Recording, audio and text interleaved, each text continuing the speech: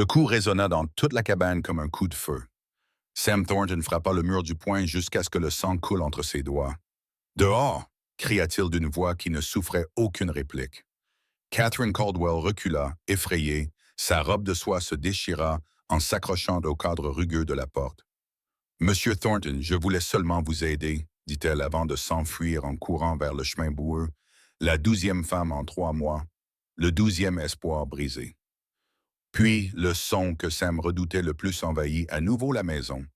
La toux sèche de son père, profonde et irrégulière, plus faible qu'hier, plus fragile que ce matin même.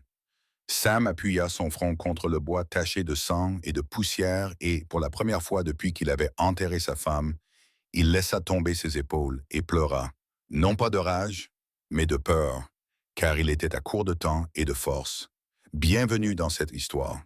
Si vous la regardez depuis n'importe où dans le monde, écrivez dans les commentaires depuis quel pays ou quelle ville vous nous accompagnez. Je veux savoir jusqu'où va ce récit. Et si quelque chose dans ces premiers mots vous a déjà touché, abonnez-vous dès maintenant et restez jusqu'à la fin, car l'enjeu n'est pas seulement un ranch, c'est une vie. Territoire du Montana, automne 1872. Le vent poussait les feuilles mortes contre les murs lorsqu'une voix faible mais ferme s'éleva de la chambre du fond. Elle demanda où était le bétail. Sam se retourna lentement, le poing ensanglanté toujours pressé contre sa poitrine. Et à ce moment-là, il comprit qu'il ne pouvait pas se permettre une autre erreur, car cette fois, il n'était pas le seul à risquer de tout perdre. « Qu'est-ce que tu fais debout? » »« Je t'ai entendu crier, je l'ai entendu pleurer. » Elijah s'agrippa au cadre de la porte, sa chemise de nuit pendante sur un corps qui avait perdu la moitié de son poids depuis le printemps. Qu'est-ce qu'elle a fait demain? La même chose que les autres. Sam traversa la pièce en 3 enjambées et attrapa son père par le coude avant que le vieil homme ne s'effondre. Elle m'a interrogé sur la terre, sur la concession minière, sur le nombre de têtes qu'il avait. Elle est assez belle pour attirer l'attention dans n'importe quel salon d'ici à San Francisco. Alors pourquoi toi? Elle ne t'a jamais posé de questions sur toi. La voix de Papa Sam se brisa. Tu es en train de mourir dans la pièce d'à côté. Et elle voulait savoir si je comptais ajouter un 2e étage à la cabane. Il ramena son père vers le lit. Le vieil homme ne pesait rien. Des os, de la peau et une volonté obstinée. C'était tout ce qui lui restait. Elijah se laissa tomber sur le matelas. Une autre quinte de tout le secoua. Quand elle passa, il saisit le poignet de Sam avec une force surprenante. « Écoute-moi, mon garçon. Tais-toi et écoute. » Les yeux d'Elijah se voilèrent de douleur, mais il conservait encore la vivacité qu'il avait maintenue en vie pendant 40 hivers dans ces montagnes.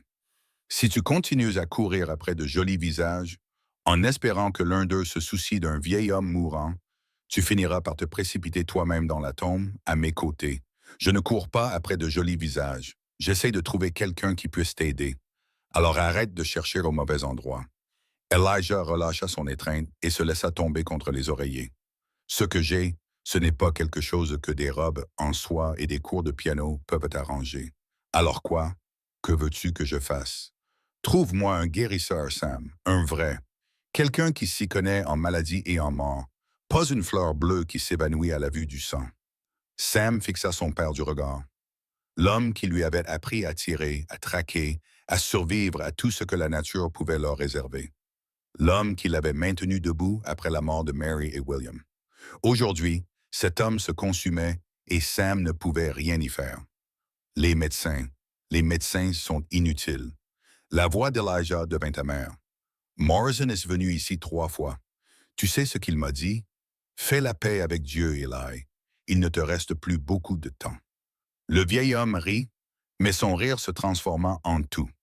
Faire la paix comme si je devais m'allonger et mourir parce qu'un idiot avec un titre ronflant me le dit. Je ne laisserai pas cela arriver. Alors trouve-moi quelqu'un qui sait vraiment ce qu'il fait. Les yeux d'Elijah se fermèrent. Promets-le-moi, mon garçon. Sam eut la gorge serrée. Je te le promets.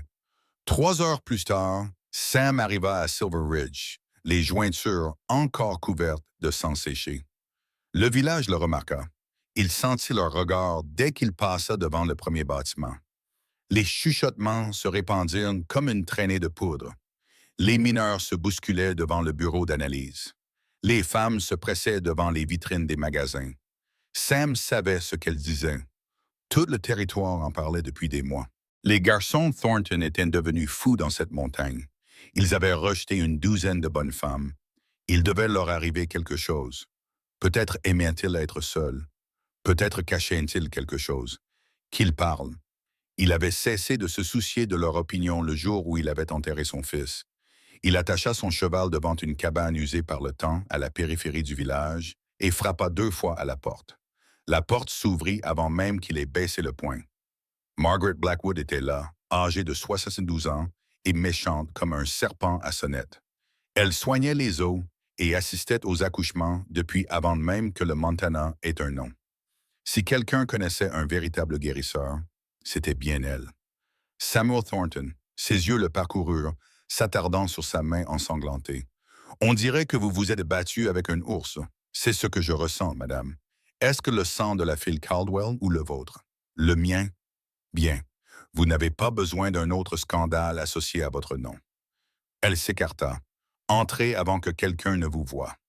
La cabane sentait les herbes séchées et la fumée de bois. Maggie s'installa dans son fauteuil près du feu, sans offrir de siège à Sam. Il resta debout. Dans quel état est-elle? Demanda-t-elle. Grave. Ça empire de jour en jour. Et ces femmes que tu as amenées dans la montagne, aucune d'entre elles n'a pu l'aider. Sam serra les mâchoires.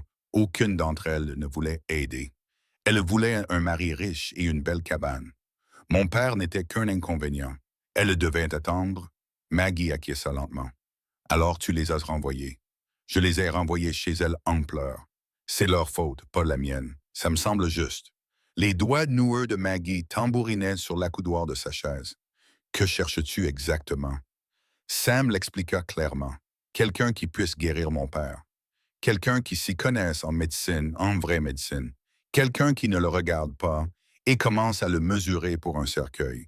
Et si cette personne n'est pas belle, n'est pas raffinée, n'est pas le genre de femme que ta mère aurait approuvé, je m'en fiche. Ce qui m'importe, c'est qu'elle puisse maintenir mon père en vie. Maggie l'étudia longuement, puis elle se pencha en avant. Il y a une femme qui s'appelle Clara Brennan. Elle fait des lessives sur Mill Street. Elle s'occupe des gens qui ne peuvent pas payer les honoraires du Dr. Morrison. Elle fit une pause. Elle est douée, Sam. La meilleure que j'ai vue en 50 ans de carrière. Meilleure que moi, pour être honnête. Et je ne suis pas souvent honnête. Le cœur de Sam fit un bond. Où puis-je la trouver? Attends. Maggie leva la main. Il y a des choses que tu dois savoir avant. Peu m'importe que tu écoutes ou que tu partes. C'est toi qui décides. Sam se força à rester immobile. Je t'écoute. Clara n'est pas comme ces filles de la haute société. Elle est grande, corpulente, le genre de femme dont les gens de cette ville se moquent derrière son dos. La voix de Maggie se durcit. Elle a aussi une fille de 9 ans, sans mari, sans père connu. Alors ce village a été cruel avec elle depuis le jour où elle est arrivée. Les rumeurs la poursuivent partout. Les hommes la regardent comme si elle était quelque chose dont on peut se moquer ou se servir. Les femmes traversent la rue pour l'éviter. Maggie le regarda dans les yeux. Si tu vas lui demander de l'aide, tu ferais mieux d'être sûr que c'est pour les bonnes raisons. Cette femme a déjà assez souffert. Sam assimila l'information. Une femme grosse avec un enfant bâtard. Il comprenait maintenant le jugement du village et cela le dégoûtait. Pouvez-vous sauver mon père? Si quelqu'un peut le faire, alors rien d'autre ne m'importe. Où se trouve Mill Street? Maggie lui donna les indications, mais elle lui saisit le bras lorsqu'il se retourna pour partir. Sam, madame, la dernière fois qu'un homme s'est intéressé à Clara, elle avait 19 ans. Il lui avait promis monts et merveilles, lui avait donné une fille, puis avait disparu. Maggie serra le poing. Elle a des murs autour de son cœur plus épais que les murs de ta cabane. Ne promette pas des choses que tu ne peux pas tenir. Ne lui donne pas confiance en toi si tu vas partir quand ton père mourra ou guérira. Je ne le ferai pas. Tu ne sais pas encore qui tu es. Prends juste soin d'elle et de toi-même. Sam se détacha. Je ferai attention. Il sortit avant que Maggie n'ait pu ajouter quoi que ce soit. La maison de la rue Mill était petite et en mauvais état. La peinture s'écaillait des planches, mais le jardin d'herbes aromatiques devant la maison était soigneusement entretenu. Malgré le froid automnal, des plantes vertes continuaient de pousser. Des plantes médicinales. Sam s'en rendit compte. Quelqu'un ici connaissait son but. Il mit pied à terre, ôta son chapeau et s'approcha de la porte. Elle s'ouvrit avant qu'il n'ait eu le temps de frapper. Une petite fille se tenait là. Elle avait les cheveux roux ébouriffés autour du visage. Des taches de rousseur parsemaient son nez. Ses yeux semblaient trop vieux pour quelqu'un de son âge. 9 ans, avait dit Maggie. Cette petite fille semblait avoir vécu 9 vies. C'est toi. Ce n'est pas une question. L'homme de la montagne qui fait pleurer les belles femmes. Sam cligna des yeux. Oui, je suppose que c'est comme ça qu'on m'appelle. Pourquoi les fais-tu pleurer? Je ne les fais pas pleurer. Elles les pleurent parce que je ne les épouse pas. Pourquoi ne les épouses-tu pas? Parce que je ne cherche pas de femme. Je cherche quelqu'un qui puisse aider mon père. La petite fille pencha la tête, l'étudiant comme un faucon étudie sa proie. Il est en train de mourir, n'est-ce pas? Oui. C'est pour cela que tu es venu ici demander de l'aide à ma mère? Oui, elle est là-bas, en train d'étendre le linge. La petite fille ne bougea pas de la porte. Tu vas lui faire du mal. La question frappa Sam comme un coup de poing. Non, dit-il à voix basse. Je ne lui ferai pas de mal. Les hommes disent toujours ça, et puis ils le font quand même. Je ne suis pas comme les autres hommes. Ils disent ça aussi. Sam regarda cette petite fille, cette petite gardienne féroce qui se dressait entre lui et sa mère. Quoi qu'il soit arrivé à Clara Brennan, cette petite fille en avait été témoin, elle en avait tiré des leçons et avait construit ses propres murs, aussi épais que ceux de sa mère. J'ai perdu ma femme il y a 4 ans, dit Sam, et mon fils qui avait 2 ans. La scarlatine les a emportés tous les deux. Je les ai tenus dans mes bras pendant qu'ils mouraient et je n'ai rien pu faire pour les sauver. L'expression de la fillette ne changea pas, mais quelque chose bougea dans ses yeux. Mon père est tout ce qui me reste. Je ferai n'importe quoi pour le garder en vie, même supplier un étranger de m'aider. Sam la regarda dans les yeux. Je ne suis pas ici pour faire du mal à ta mère. Je suis ici parce que je suis désespéré. C'est la vérité. Le silence s'installa entre eux, puis la petite fille s'écarta. Entrez, je vais vous emmener la voir. L'intérieur de la cabane était impeccable, mais dépouillé. Des meubles simples, des tapis usés et des livres. Plus de livres que Sam n'en avait jamais vus en dehors d'une école. Il s'arrêta pour lire les titres Materia Medica, Anatomie de Gray, un traité sur la pratique de la médecine. Ceux-là appartiennent au Dr. Crawford, dit la petite fille en l'observant. Il a enseigné à maman avant de mourir. Il lui a laissé tous ses livres. Ta maman peut lire tous ceux-là. Maman peut lire n'importe quoi. C'est la personne la plus intelligente que je connaisse. La fierté aiguisa la voix de la petite fille. Plus intelligente que n'importe quel médecin de la ville. Comment tu t'appelles? Rosie. Rose Ellen Brennan. Et toi? Sam Thornton. Je le sais. Tout le monde le sait. Rosie le conduisit à travers la cuisine jusqu'à la porte arrière. Dans le village, on parle de vous. On dit que vous êtes froid, mesquin, que vous allez mourir seul dans cette montagne avec tout votre argent et personne avec qui le partager. Ils ont probablement raison. Vous ne semblez pas triste à ce sujet. Je ne cherche pas de compagnie, Rosie. Je cherche de l'aide. Il ouvrit la porte arrière. Maman, il y a quelqu'un ici. Clara Brennan était à genoux sur le sol, les bras levés, en train d'accrocher un drap mouillé sur la corde à linge. Elle était exactement comme Maggie l'avait décrite, grande, lourde, avec un corps qui faisait passer les femmes délicates pour des poupées. Ses cheveux châtains roux s'étaient détachés de la tresse et bouclaient sauvagement autour d'un visage rougi par l'effort. Elle se retourna en entendant la voix de Rosie, et Sam vit d'abord ses yeux. Bronze, chaleureux, intelligent, immédiatement méfiant. Rosie qui? Elle s'arrêta en voyant Sam. Son expression se figea comme une fenêtre qui claque. Monsieur Thornton, Madame. Sam inclina la tête. Je m'excuse d'être venu sans prévenir, mais vous êtes là.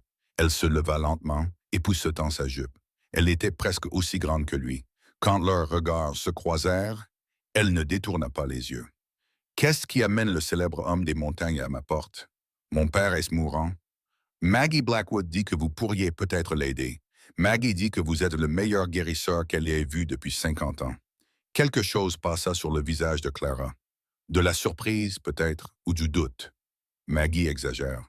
Je ne pense pas que ce soit le cas. Les yeux de Clara le parcoururent de haut en bas, enregistrant chaque détail. Le sang sur ses jointures, le désespoir dans sa posture, la façon dont ses mains ne pouvaient rester immobiles. Quels sont ses symptômes? Une toux qui ne s'arrête pas. Elle empire la nuit. Parfois, il vomit du sang noir qui m'effraie plus que tout. La voix de Sam devint rauque. La fièvre va et vient. Il ne peut garder sa nourriture plus de la moitié du temps. Il a tellement maigri que je peux le porter dans mes bras comme un enfant. Et il y a 6 mois, il pouvait encore travailler plus que moi, du lever au coucher du soleil. Depuis combien de temps est-il comme ça? Ça a commencé lentement l'hiver dernier et ça s'est aggravé au printemps. Sam se tue. Maintenant, chaque matin, je me réveille avec la peur qu'il n'ait pas survécu à la nuit. Rosie s'était approchée de sa mère. La main de Clara trouva les doigts de sa fille et les entrelaça automatiquement. Les médecins du village, dit Clara avec prudence. Que disent-ils?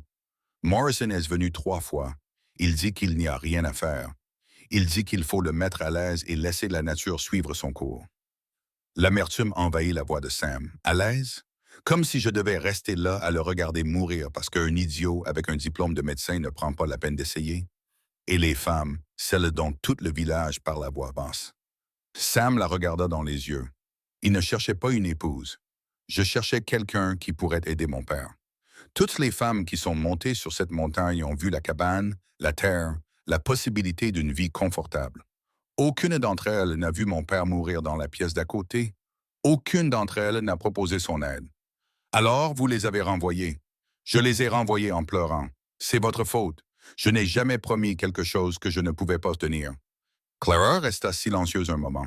Puis elle lâcha la main de Rosie et fit d'un pas en avant. Monsieur Thornton, je ne sais pas ce que Maggie vous a dit à mon sujet. Elle m'a dit que vous étiez important. Vous avez une fille sans père et le village vous traite comme un moins que rien à cause de ces 2 choses. Sam resta impassible face à la lueur de douleur dans ses yeux. Elle m'a aussi dit, vous êtes brillant. Vous en savez plus sur la médecine que n'importe quel médecin de la région. Et si quelqu'un peut sauver mon père, c'est bien vous. La première partie m'importe peu. C'est la seconde qui m'importe. Cela vous dérange-t-il que je sois grosse?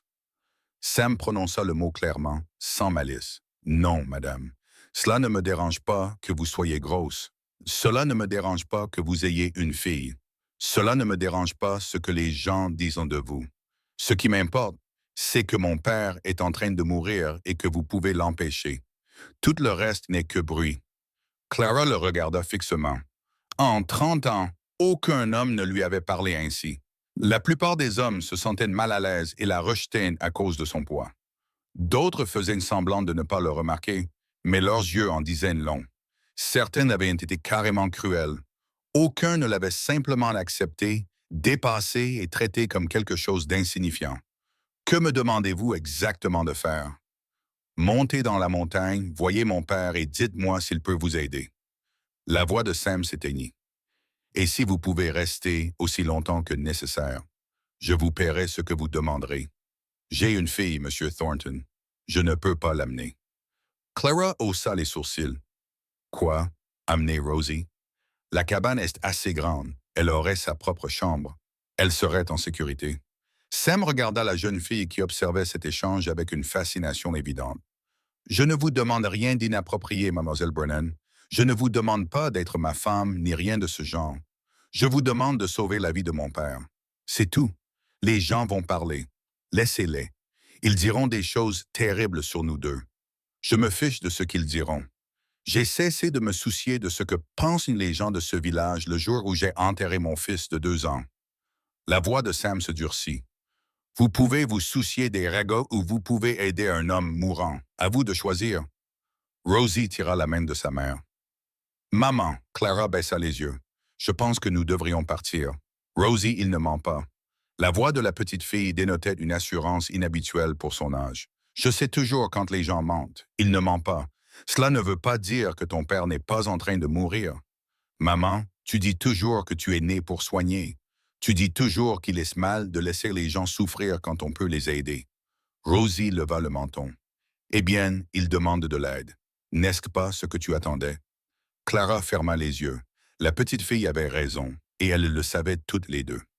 Chaque jour, Clara soignait les pauvres et les désespérés, tandis que le village détournait le regard. Chaque jour, elle prouvait sa valeur à des gens qui ne la reconnaîtraient jamais. Chaque jour, elle attendait une occasion de montrer ce dont elle était vraiment capable. Et maintenant, cette occasion se présentait à elle, ensanglantée et brisée, lui offrant plus d'argent qu'elle n'en avait vu depuis des années. Mais cela signifierait gravir cette montagne, vivre en étroite cohabitation avec un homme qu'elle ne connaissait pas, risquer sa réputation, le peu qui lui restait, risquer son cœur. Ne sois pas idiote, se dit-elle. C'est une affaire, rien de plus. Combien? S'entendit-elle demander. Dis-moi ton prix. Je gagne 3 $ par semaine en faisant des lessives. Ma mère dépend d'une partie de ses revenus. Je te paierai 15 $ par semaine et j'en enverrai 5 à ta mère tous les dimanches. Clara retint son souffle. 20 $ en un mois, c'était plus que ce qu'elle gagnait dans 6 mois. Je devrais apporter mes fournitures, dit-elle lentement. Mes herbes, mes teintures, mes instruments. J'aurais besoin d'eau propre et d'un feu adéquat pour préparer les médicaments. Il faudrait que tu suives mes instructions à la lettre, aussi étrange qu'elles puissent te paraître. D'accord, et j'aurai besoin de ta parole. Ah! Clara s'approcha et Sam vit de l'acier sous la fatigue. Ta parole que ma fille et moi serons en sécurité, que nous serons traités avec respect, que lorsque le moment sera venu de partir, que ton père soit vivant ou mort, tu nous laisseras partir sans problème.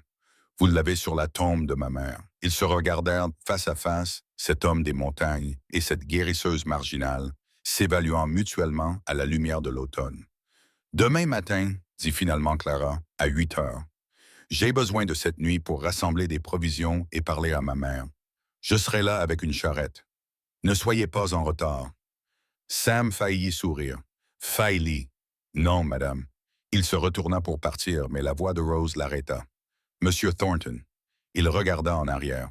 La petite Phil se tenait à côté de sa mère, petite et féroce, ses cheveux roux reflétant la lumière. Vous avez intérêt à dire la vérité sur tout. Je le ferai, parce que si vous faites du mal à ma mère, Rosie plissa les yeux. Je trouverai le moyen de te le faire payer. Je ne sais pas encore comment, mais je le ferai. Cette fois, Sam sourit. À peine. Je te crois. Pourquoi?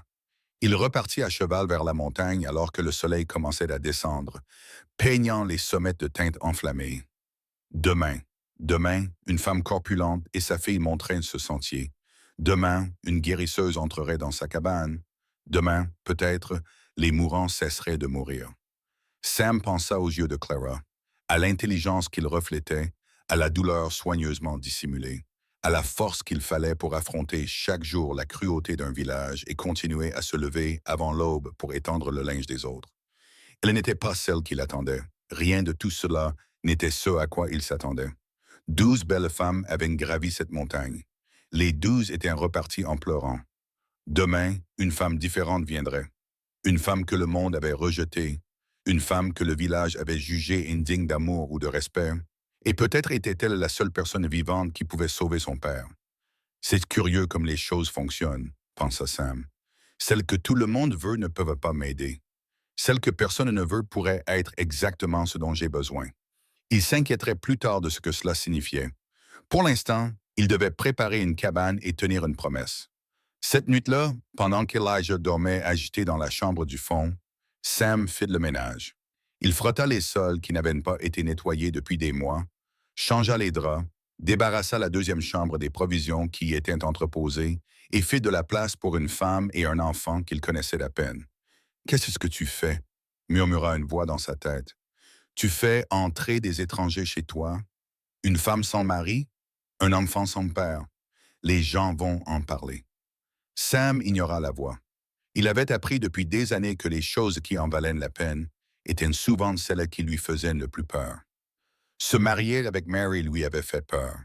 Créer ce ranch lui avait fait peur. Tenir son fils mourant dans ses bras lui avait fait plus peur que toute autre chose dans sa vie.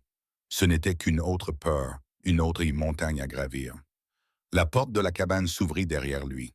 Sam se retourna et vit Elijah debout, s'appuyant lourdement contre le cadre. « P, tu devrais être au lit.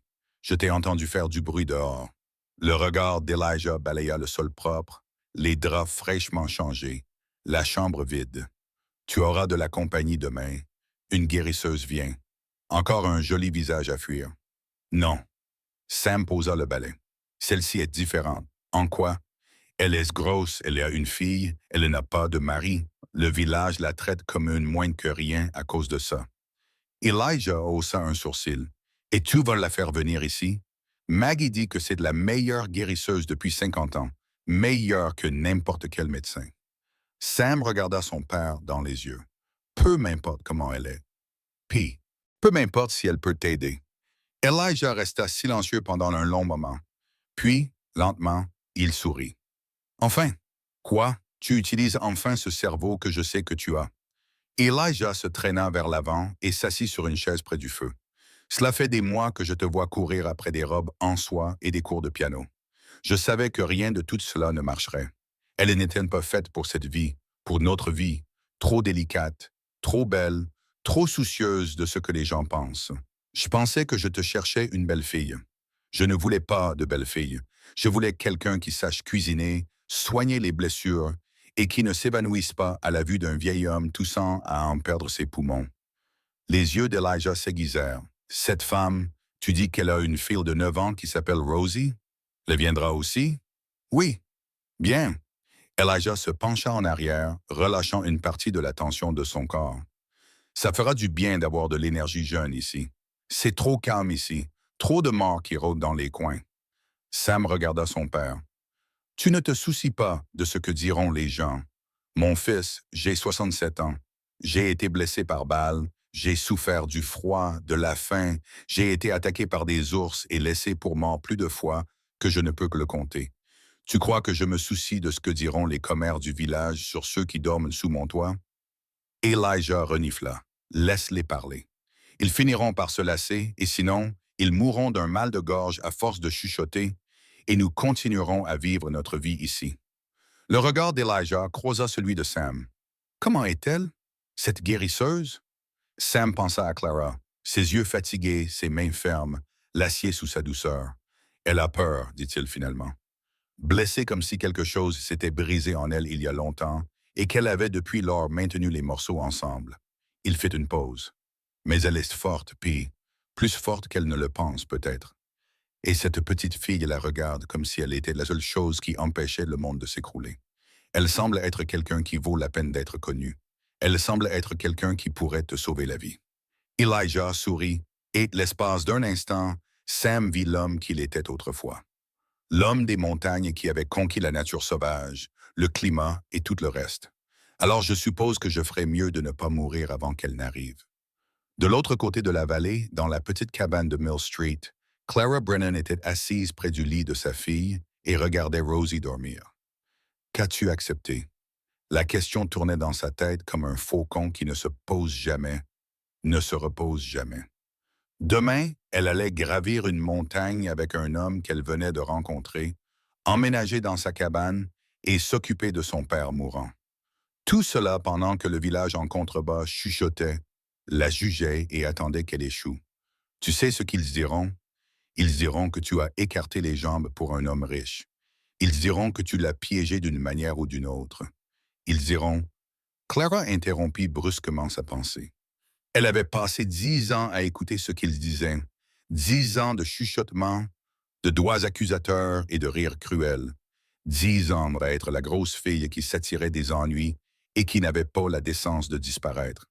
Qu'ils disent ce qu'ils voulaient, c'était sa chance. Sa chance de prouver que toutes ces années d'études, tout ce qui est passé à lire à la lueur d'une bougie, tout ce qui est patient traité en secret avait un sens. Si elle pouvait sauver Elijah Thornton, et c'était un grand c'est que de pouvoir sauver quelqu'un, et Sam Thornton. La pensée lui échappa avant qu'elle ne puisse la retenir. Il l'avait regardée aujourd'hui. Il l'avait vraiment regardée. Pas à travers elle, ni au-delà d'elle, ni son corps, avec ce mélange de dégoût et de pitié auquel elle s'était habituée.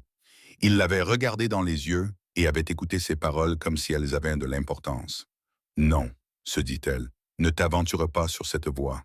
Le dernier homme qui t'a regardé ainsi t'a laissé enceinte et seule. Mais Sam n'était pas Edward. Cela, elle en était certaine. Edward n'était que charme et promesse, paroles douces et mensonges encore plus doux. Sam était rude, avait les jointures ensanglantées et la voix qui se brisait lorsqu'il parlait de son fils décédé. Sam était honnête d'une manière qui l'effrayait, car l'honnêteté signifiait la vulnérabilité, et la vulnérabilité signifiait le danger. Rosie bougea dans son sommeil, marmonnant quelque chose à propos de chevaux. Clara écarta une mèche de cheveux du visage de sa fille. « Pour toi », où elle pensa. « Je le fais pour toi. » 20 $ par semaine, plus qu'elle n'avait jamais gagné. Assez pour économiser de l'argent et se construire un avenir, pour peut-être, juste peut-être, offrir à Rosie une vie meilleure que celle qu'elle avait eue. Cela valait la peine de prendre tous les risques. Cela valait la peine de gravir toutes les montagnes. Clara se pencha et embrassa le front de sa fille. « Dors bien, ma petite, » lui murmura-t-elle. « Demain, tout changera. » Elle ne savait pas encore à quel point elle avait raison. La lune d'automne s'éleva au-dessus de la crête argentée, projetant une lumière argentée sur la ville endormie. Dans la cabane de la rue Mill, une mère préparait des herbes et des prières à parts égales. Dans la montagne, un fils veillait auprès de son père mourant, attendant l'aube. Et quelque part entre eux, le destin tissait ses fils, se préparant à tisser quelque chose qu'aucun des deux ne pouvait prédire. L'homme désespéré avait trouvé son dernier espoir. Maintenant, tout ce qu'il pouvait faire était de prier pour qu'il soit réel. La voiture gravit le chemin de montagne en cahotant à 8h15, exactement 15 minutes plus tard que ce que Clara avait exigé. Elle n'en fit pas mention. Sam avait remarqué les cernes sous ses yeux dès qu'elle avait ouvert la porte de la cabane ce matin-là. Elle avait passé la nuit à faire ses valises, supposa-t-il, à se préparer, à s'inquiéter. Il connaissait ce regard. Il l'avait lui-même eu pendant des mois. Rosie s'assit entre eux sur le banc de la voiture, son petit corps rebondissant à chaque chaos de la route. Elle n'avait pas cessé de parler depuis qu'ils avaient quitté le village. « Combien de chevaux avez-vous, Monsieur Thornton? »« 52. »« 52. C'est plus que je ne peux compter sur les doigts de mes mains et de mes pieds réunis. » Elle se tourna vers sa mère. « Maman, tu as entendu 52 chevaux? »« Oui, j'ai entendu. Je peux monter sur un cheval? »« Pas aujourd'hui, mais peut-être un jour. J'ai toujours voulu monter sur un vrai cheval. Tommy Henderson m'a laissé monter sur son poney une fois, mais sa mère est sortie en criant qu'il allait se casser le dos. Et Rosie s'arrêta brusquement. « C'est très méchant, n'est-ce pas? » Sam serra les mâchoires. « Oui, c'est vrai. Les gens disent aussi des choses cruelles à maman parce qu'elle est grosse. Ils pensent que je n'entends pas, mais j'entends. » La voix de Rose s'abaissa, perdant un peu de son éclat. « Je n'aime pas les gens cruels. »« Moi non plus. C'est pour ça que tu as fait pleurer toutes ces dames, parce qu'elles étaient cruelles, Rosie. » La voix de Clara contenait un avertissement. « Ce n'est pas grave. » Sam garda les yeux fixés sur la route devant lui. Elles n'étaient pas vraiment cruelles. Elles ne voyaient tout simplement pas ce qui importait.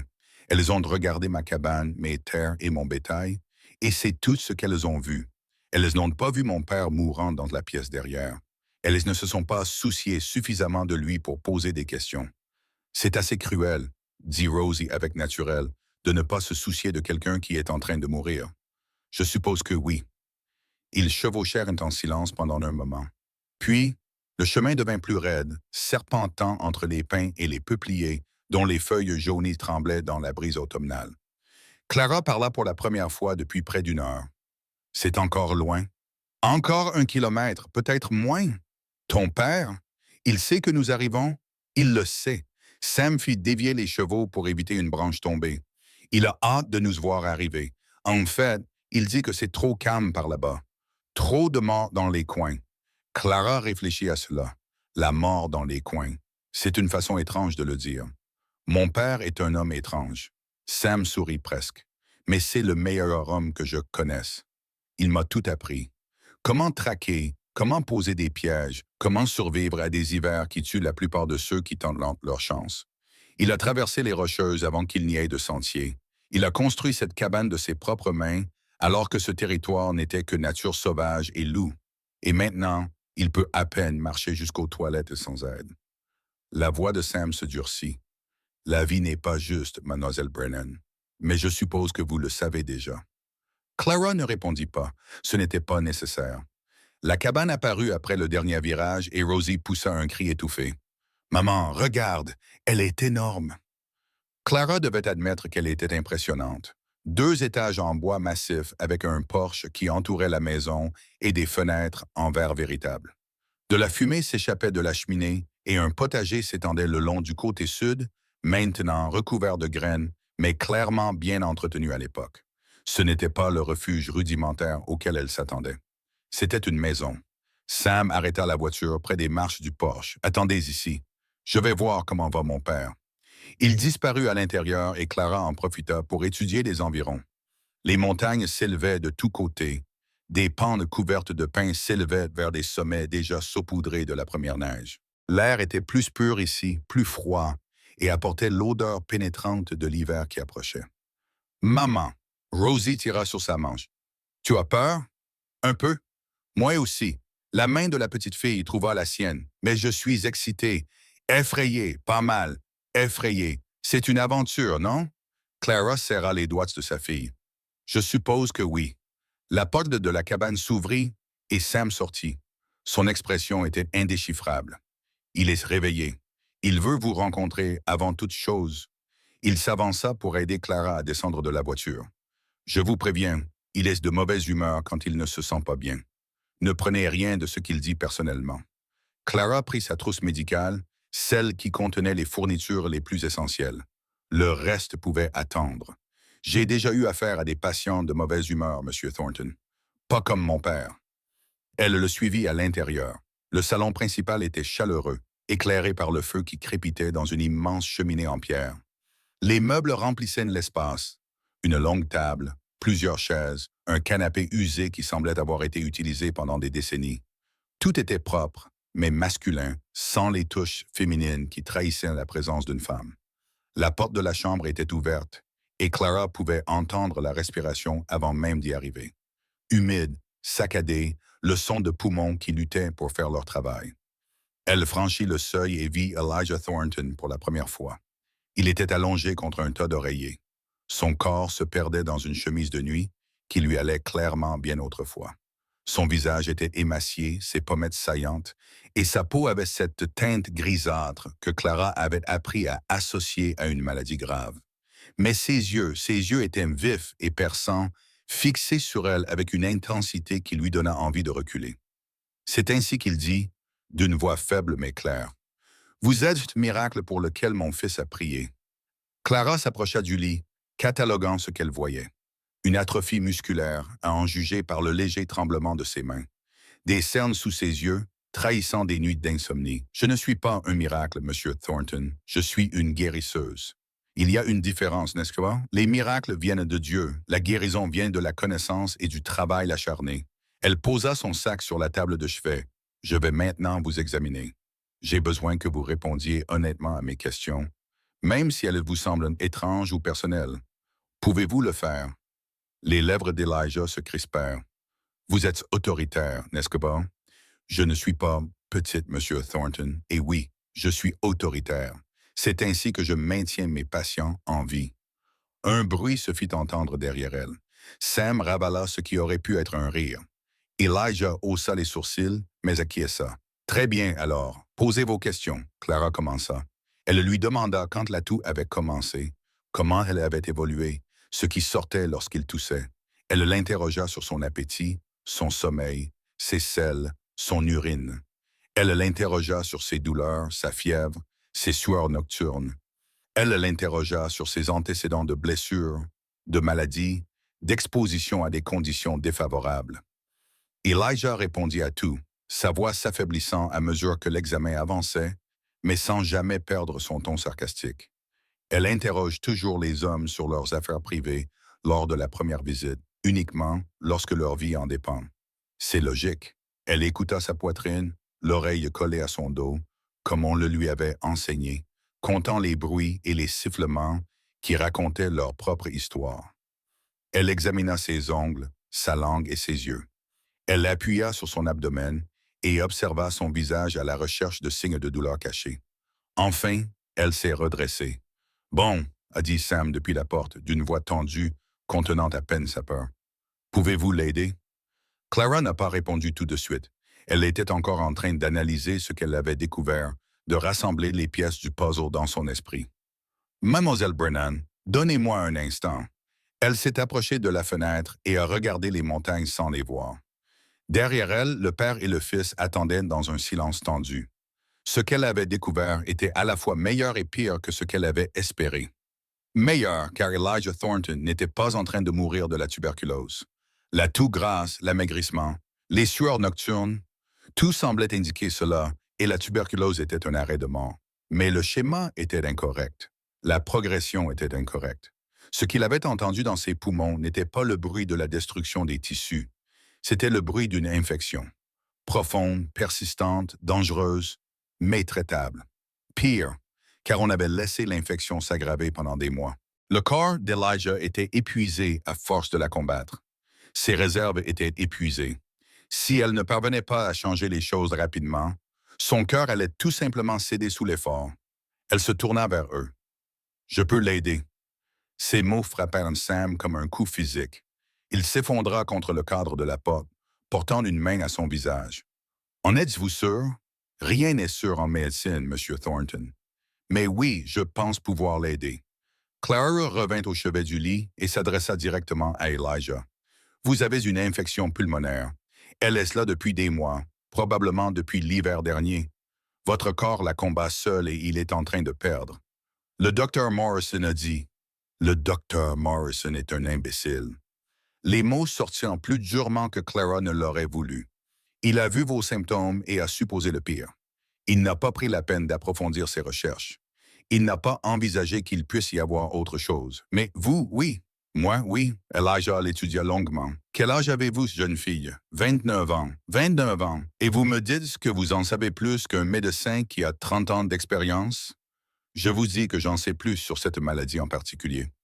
Oui. Clara le regarda dans les yeux sans ciller.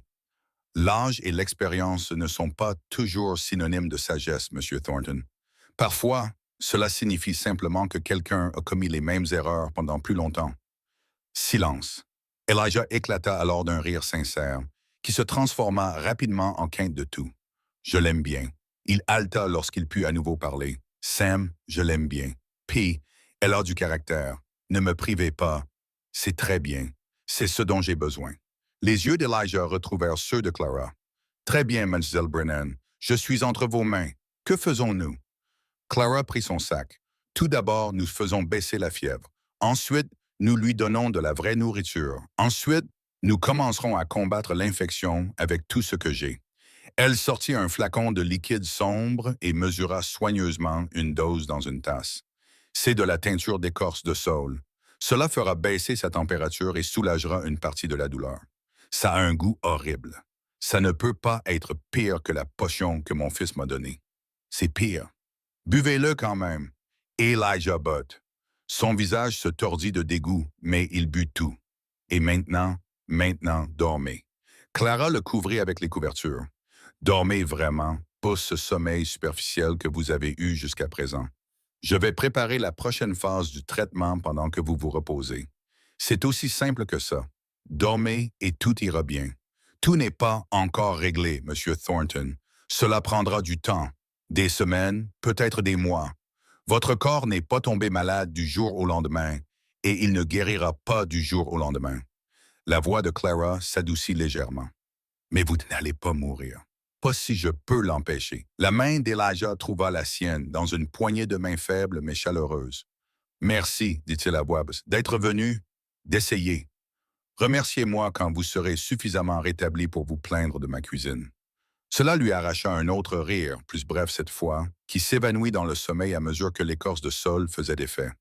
Clara attendit qu'il ferme les yeux et que sa respiration se stabilise, se rapprochant de celle d'un sommeil naturel. Elle ramassa ensuite son sac et quitta la pièce, fermant presque complètement la porte derrière elle.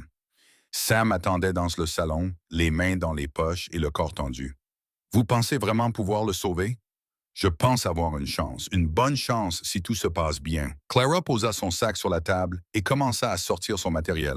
« Mais vous devez comprendre une chose, Monsieur Thornton. Cela ne va pas être facile. Votre père est très malade. Il y aura des mauvais jours où rien ne semblera fonctionner, où son état empirera au lieu de s'améliorer. Vous devrez me faire confiance pendant ces jours-là. Le pourrez-vous? Je ferai tout ce qu'il faut. Bien. » Clara posa les flacons et les paquets sur la table. « Où est Rosie? Je l'ai laissée sous le porche. J'ai pensé que vous voudriez examiner mon père sans être dérangé. » Faites-la venir, montrez-lui où elle va dormir. Puis revenez ici, je dois vous montrer comment m'aider. Sam hésita. Vous voulez qu'elle participe au traitement? Je ne peux pas y arriver seul. Votre père a besoin de soins 24 heures sur 24, de médicaments toutes les quelques heures, de repas préparés d'une manière spécifique, d'une surveillance constante pour détecter tout changement dans son état. Je vais vous montrer ce que vous devez faire et ensemble, nous l'aiderons à surmonter cette épreuve. Pendant un instant, quelque chose brilla dans les yeux de Sam. De la gratitude, peut-être, ou du soulagement d'avoir enfin quelque chose de concret à faire, un moyen de lutter plutôt que de se contenter d'observer impuissante. Oui, madame, dit-elle, et elle alla chercher Rosie. Les heures suivantes s'écoulèrent dans un tourbillon d'activités. Clara prépara la première série de médicaments, tandis que Sam montrait sa chambre à Rosie, un petit espace confortable à l'arrière de la cabane, avec une fenêtre donnant sur la forêt de pins. La joie de la petite fille d'avoir sa propre chambre, chose qu'elle n'avait jamais eue auparavant, résonnait dans toute la cabane tandis qu'elle en explorait chaque recoin. Puis Sam revint et les leçons commencèrent. Clara lui apprit à préparer les infusions à base de plantes qui combattraient l'infection d'Elijah, quelles plantes utiliser, en quelle quantité et combien de temps les laisser reposer. Elle lui apprit à préparer le bouillon spécial qui redonnerait des forces à son père. La moelle osseuse et les herbes étaient mijotées pendant des heures, filtrées et épaissies jusqu'à obtenir une consistance acceptable pour un estomac affaibli. Elle lui apprit à vérifier s'il avait de la fièvre, à reconnaître les signes d'amélioration ou d'aggravation, à positionner Elijah de manière à ce que ses poumons restent dégagés. Sam écoutait avec beaucoup d'attention, posait des questions et prenait des notes dans un petit journal en cuir qu'il avait sorti de quelque part. Ses mains, calleuses et couvertes de cicatrices dues à des années de travail au ranch, se révélèrent étonnamment délicates lorsqu'il mit en pratique les techniques qu'elle lui enseignait. Tu apprends vite, admit Clara en le regardant préparer un puce avec une précision presque parfaite. Tu es très motivé. La plupart des gens le sont, mais cela ne les aide pas à apprendre plus vite. Sam la regarda. Tu n'es pas ce à quoi je m'attendais. À quoi t'attendais-tu? Je ne sais pas. Quelqu'un de plus doux, peut-être de plus incertain. Il reporta son attention sur le puce. Tu donnes des ordres comme un général commandant ses troupes. C'est une critique?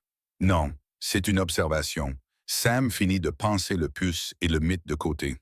Ma femme était comme ça. En fait, elle savait ce qu'elle voulait et ne s'en excusait pas. Parfois, ça me rendait fou, mais je la respectais énormément. Les mains de Clara s'arrêtèrent sur les herbes qu'elle était en train de trier. C'était la première fois qu'il parlait de sa femme autrement que comme d'une tragédie. Comment s'appelait-elle? Mary, Mary Elizabeth Thornton. La voix de Sam était ferme, mais quelque chose avait changé dans son regard. Elle était menue, pas beaucoup plus grande que Rosie, et ses cheveux étaient si blonds qu'en été, ils étaient presque blancs. Elle riait de tout, même de moi.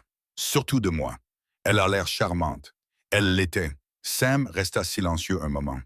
William était de son portrait craché, les mêmes cheveux, le même rire. Il me suivait comme une petite ombre, essayant de faire tout ce que je faisais. Il serra la mâchoire. Il avait 2 ans et 3 mois quand la fièvre l'a frappé. Clara n'a pas utilisé de phrase toute faite. Elle avait appris depuis longtemps que des mots comme « je suis désolé » ne signifiaient rien pour les personnes qui avaient tout perdu.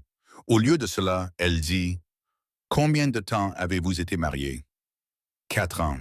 Pas assez longtemps. Sam se leva de table et s'approcha pour vérifier le bouillon qui mijotait. Mais nous avons été heureux. Pendant 4 ans, nous avons été les personnes les plus heureuses du Montana. Je pensais que cela durerait pour toujours. Rien ne dure pour toujours. Je le sais maintenant. Il remua lentement le bouillon. Longtemps après leur mort, j'ai souhaité les avoir suivis. Cela n'avait plus aucun sens de continuer à vivre, alors que tout ce qui comptait avait disparu. Qu'est-ce qui a changé? P est tombé malade. Sam posa la cuillère. Je me suis rendu compte que si j'abandonnais, il mourrait seul. Je ne pouvais pas lui faire ça. Alors j'ai continué. Un jour après l'autre, un souffle après l'autre. Clara comprenait ce genre de survie. Elle l'avait elle-même vécu dans les jours sombres qui avaient suivi la disparition d'Edward, alors qu'elle était enceinte et seule, et certaine d'avoir commis une erreur qui la détruirait. Rosie l'avait sauvée, lui avait donné une raison de continuer à respirer. Monsieur Thornton, Sam, Clara s'interrompit. Quoi? Appelle-moi Sam. Nous allons vivre ensemble pendant des semaines, peut-être des mois.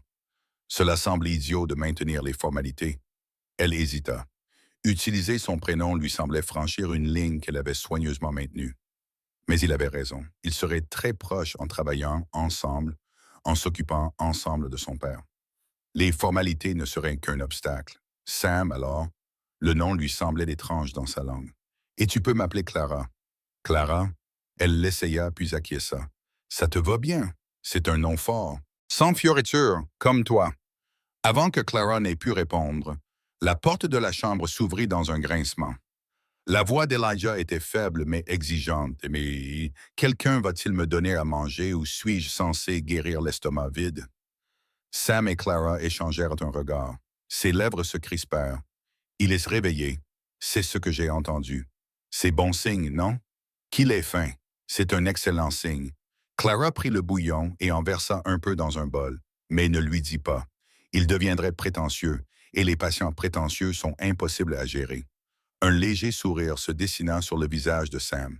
Clara remarqua qu'il le transformait, adoucissant les traits durs de la douleur et de l'épuisement, révélant l'homme qu'il aurait pu être avant que la tragédie ne le vide de sa substance. « Je n'y songerai même pas », dit-elle en lui ouvrant la porte de la chambre. Le premier repas fut une bataille. Elijah voulait manger trop vite. Clara l'obligea à manger plus lentement, une cuillerée à la fois, en attendant entre chaque cuillerée pour s'assurer que son estomac acceptait la nourriture. Il se plaignit du rythme. Il se plaignit du goût. Il se plaignit d'être traité comme un enfant. Mais Clara ignora tout cela. Tu me remercieras plus tard, quand tu ne vomiras pas tout ce que tu as mangé. Autoritaire, marmonna Elijah, mais il se plia à son rythme. Lorsque le bol fut vide, ses yeux se refermèrent.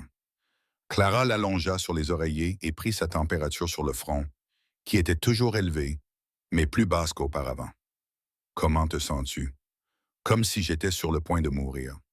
C'est mieux que d'être mort. Maintenant, dors. Je te donnerai plus de bouillon dans 2 heures. Elijah lui saisit la main avant qu'elle ne puisse la retirer. Où est-ce la petite fille? Ta fille est dans sa chambre en train de défaire ses valises. Amène-la me voir plus tard. Je veux faire sa connaissance comme il se doit. Il avait déjà les yeux fermés. Cela faisait trop longtemps qu'il n'y avait pas eu d'enfant dans cette maison. Trop longtemps qu'il n'y avait pas eu de vie. Clara le vit s'endormir et ressentit quelque chose dans sa poitrine. Elle s'attendait à un vieil homme grognon, difficile et exigeant. Elle ne s'attendait pas à quelqu'un qui demanderait de ses nouvelles de sa fille, qui voudrait faire la connaissance de Rosie comme il se doit, qui parlerait de la vie en revenant dans une maison qui avait été remplie de morts. Elle trouva Sam qui attendait dans le salon principal, debout près de la fenêtre, regardant les montagnes. « Il dort à nouveau », dit-elle. Le bouillon resta dans son estomac. C'est encourageant. Sam acquiesça, mais ne se retourna pas. Clara, oui. Merci d'être venue ici, de nous donner de l'espoir. Ne me remercie pas encore. Nous venons de commencer. Je sais. Elle se retourna alors, les yeux brillants d'une lueur que Clara ne savait nommer. Mais pour la première fois depuis des mois, j'ai l'impression que les choses pourraient s'améliorer. Comme si mon père n'allait peut-être pas mourir et que je n'allais pas finir seul sur cette montagne pour toujours. Elle déglutit péniblement. C'est toi qui m'as donné ça. Je ne l'oublierai pas. Clara ne savait pas quoi dire. Elle n'était pas habituée à la gratitude. Elle était habituée à la méfiance, au rejet, à la reconnaissance à contre-cœur dans le meilleur des cas. Tu devrais manger quelque chose aussi, dit-elle, se retirant finalement sur un terrain plus sûr. À quand remonte la dernière fois où tu as mangé correctement? Je ne m'en souviens pas. C'est bien ce que je pensais. Assieds-toi. Je vais préparer quelque chose. Ce n'est pas la peine. De toute façon, je vais cuisiner pour ton père. Ajouter un plat supplémentaire ne demande pas d'efforts supplémentaires. Clara se dirigeait déjà vers les ustensiles de cuisine. De plus, tu ne m'es d'aucune utilité si tu t'effondres d'épuisement. J'ai besoin que tu sois en forme. Sam s'assit. C'était étrange, pensa Clara, en préparant un repas simple avec du pain, du fromage et le bouillon qu'elle avait fait pour Elijah. C'était étrange d'être dans une cuisine qui n'était pas la sienne, de cuisiner pour des personnes qui n'étaient pas ses patients. C'était étrange de se sentir presque à l'aise. Rose apparut au milieu du repas, attirée par l'odeur de la nourriture. Elle grimpa sur une chaise à côté de Sam et l'observa avec sa franchise habituelle. Ton papa est très malade, n'est-ce pas? Oui, il l'est. Mais maman va le guérir. Elle guérit toujours les gens. Rosie parlait avec une certitude absolue. Elle a guéri le bébé de Madame Patterson, alors que même le médecin disait qu'il allait mourir. Elle a guéri la jambe du vieux Monsieur Gay, alors que tout le monde disait qu'il faudrait l'amputer. Elle peut tout guérir. Sam regarda Clara, qui évitait soigneusement de regarder l'un ou l'autre. Est-ce vrai? Rosie exagère. Non, je n'exagère pas. Madame Patterson a pleuré et a dit que maman était un ange envoyé du ciel. Je l'ai entendu le dire. C'était de la gentillesse, pas de la précision. Que signifie précision? Cela signifie dire la vérité exacte. Je dis la vérité exacte. Rosie croisa les bras, indignée. Tu es de la meilleure guérisseuse au monde et tous ceux que tu soignes le savent, même si les idiots du village ne le savent pas. Clara posa une assiette devant sa fille. Mange ton dîner, mais maman, maintenant, Rosie. La petite fille se calma, marmonnant entre ses dents à propos de la précision et des idiots du village. Mais elle mangea. Sam mangea 2 portions de plus que ce à quoi Clara s'attendait.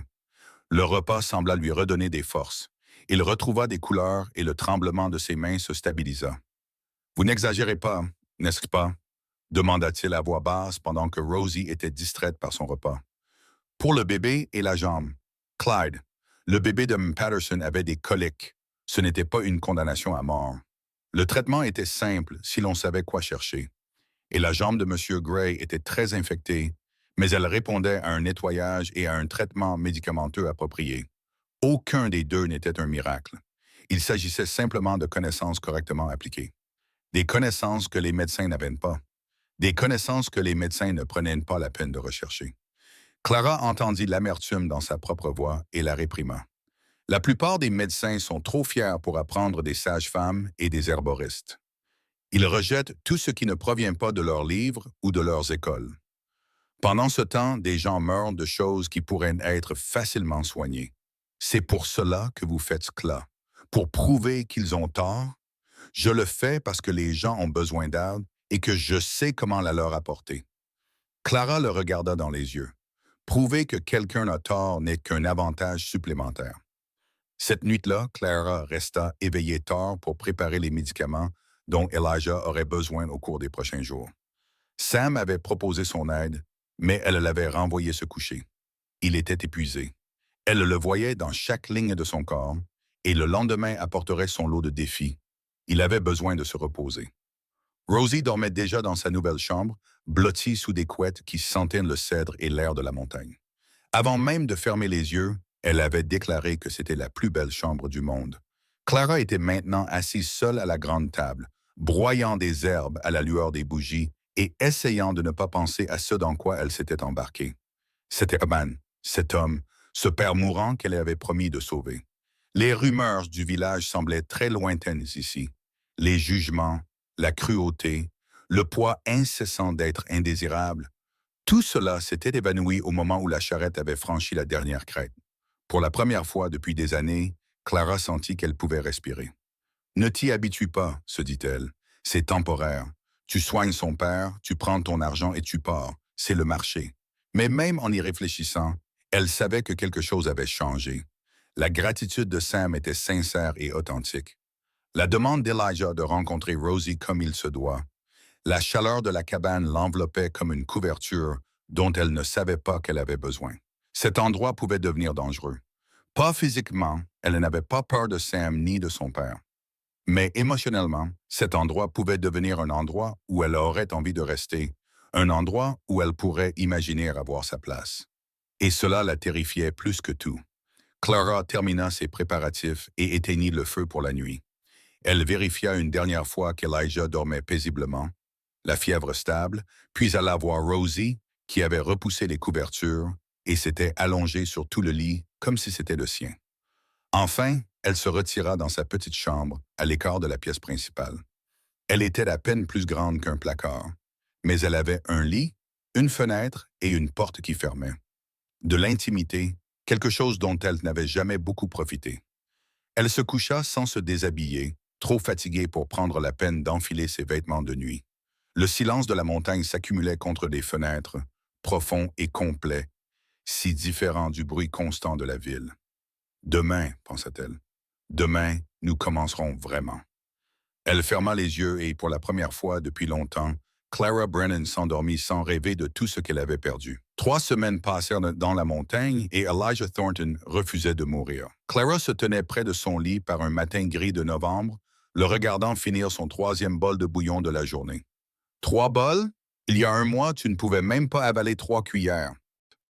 Arrête de me regarder comme si j'étais une curiosité médicale, grommela Elijah, en posant son bol vide sur la table. Ça donne à un homme l'impression d'être une attraction de cirque. C'est toi qui es une curiosité médicale.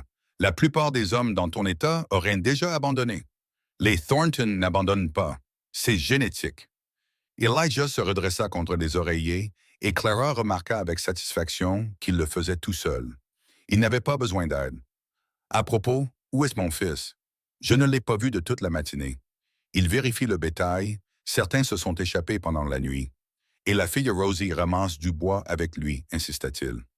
Le visage d'Elijah s'adoucit à la mention de Rosie. Au cours des dernières semaines, la jeune fille était devenue son ombre chaque fois que Clara le lui permettait. Elle lui lisait des livres de la petite collection de Sam, butant sur les mots les plus difficiles, mais sans jamais abandonner.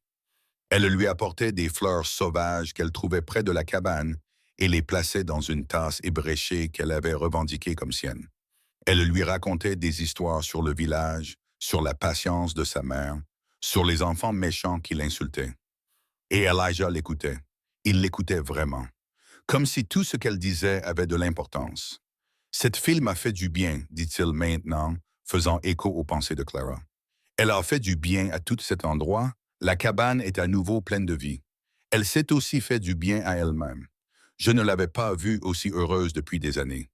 Elle mérite d'être heureuse. Une fille aussi intelligente, aussi curieuse de tout, ne devrait pas être coincée dans un village misérable où les gens la traitent comme de la merde. Les yeux d'Elijah s'aiguisèrent. Toi non plus. Clara s'occupa de lisser ses couvertures. Nous devrions parler de tes exercices. Tu les as évités. Ne change pas de sujet. Je ne change rien. Ta capacité pulmonaire ne s'améliorera pas sans Clara. Elle s'arrêta. C'était la première fois qu'il l'appelait par son nom. Assieds-toi, dit Elijah. S'il te plaît. Elle s'assit. Le vieil homme l'observa longuement, d'un regard pénétrant malgré son état de faiblesse. Je t'ai observé pendant ces 3 semaines. J'ai observé comment tu travailles, comment tu parles, comment tu te comportes avec ta fille. Et j'ai observé comment tu regardes mon fils quand tu penses que personne ne te regarde. Le cœur de Clara fit un bond. Je ne vois pas ce que vous voulez dire. Si, tu le sais. La voix d'Elijah était douce mais ferme. Tu as peur. Je comprends la peur. J'ai passé toute ma vie à avoir peur de telle ou telle chose. Mais la peur est menteuse, Clara. Elle te dit de fuir les choses qui pourraient te sauver. Avec tout le respect que je vous dois, M. Thornton, vous ne savez rien de ma situation. Je sais que tu es seul. Je sais que tu es seul depuis longtemps, portant un fardeau que personne ne devrait porter seul. Je sais que tu as construit des murs si hauts autour de ton cœur que tu ne peux même plus voir par-dessus. Elijah tendit la main et prit la sienne. Sa poigne était plus forte qu'auparavant. Je sais aussi que mon fils te regarde de la même manière que tu le regardes, comme s'il avait peur de désirer quelque chose, comme s'il était sûr de le perdre s'il le faisait. Clara libéra sa main et se leva. Ton fils m'a engagé pour te sauver la vie. C'est ce que je fais, rien de plus. C'est ce que tu te dis, c'est la vérité. La vérité. Et ce que nous nous disons n'est pas toujours la même chose. Elijah s'adossa contre les oreillers, le regard complice. Mais je vais en rester là pour l'instant. Promets-moi juste que tu réfléchiras à ce que je t'ai dit. Il n'y a rien à réfléchir. Femme obstinée. Patiente obstinée. Cela le fit sourire.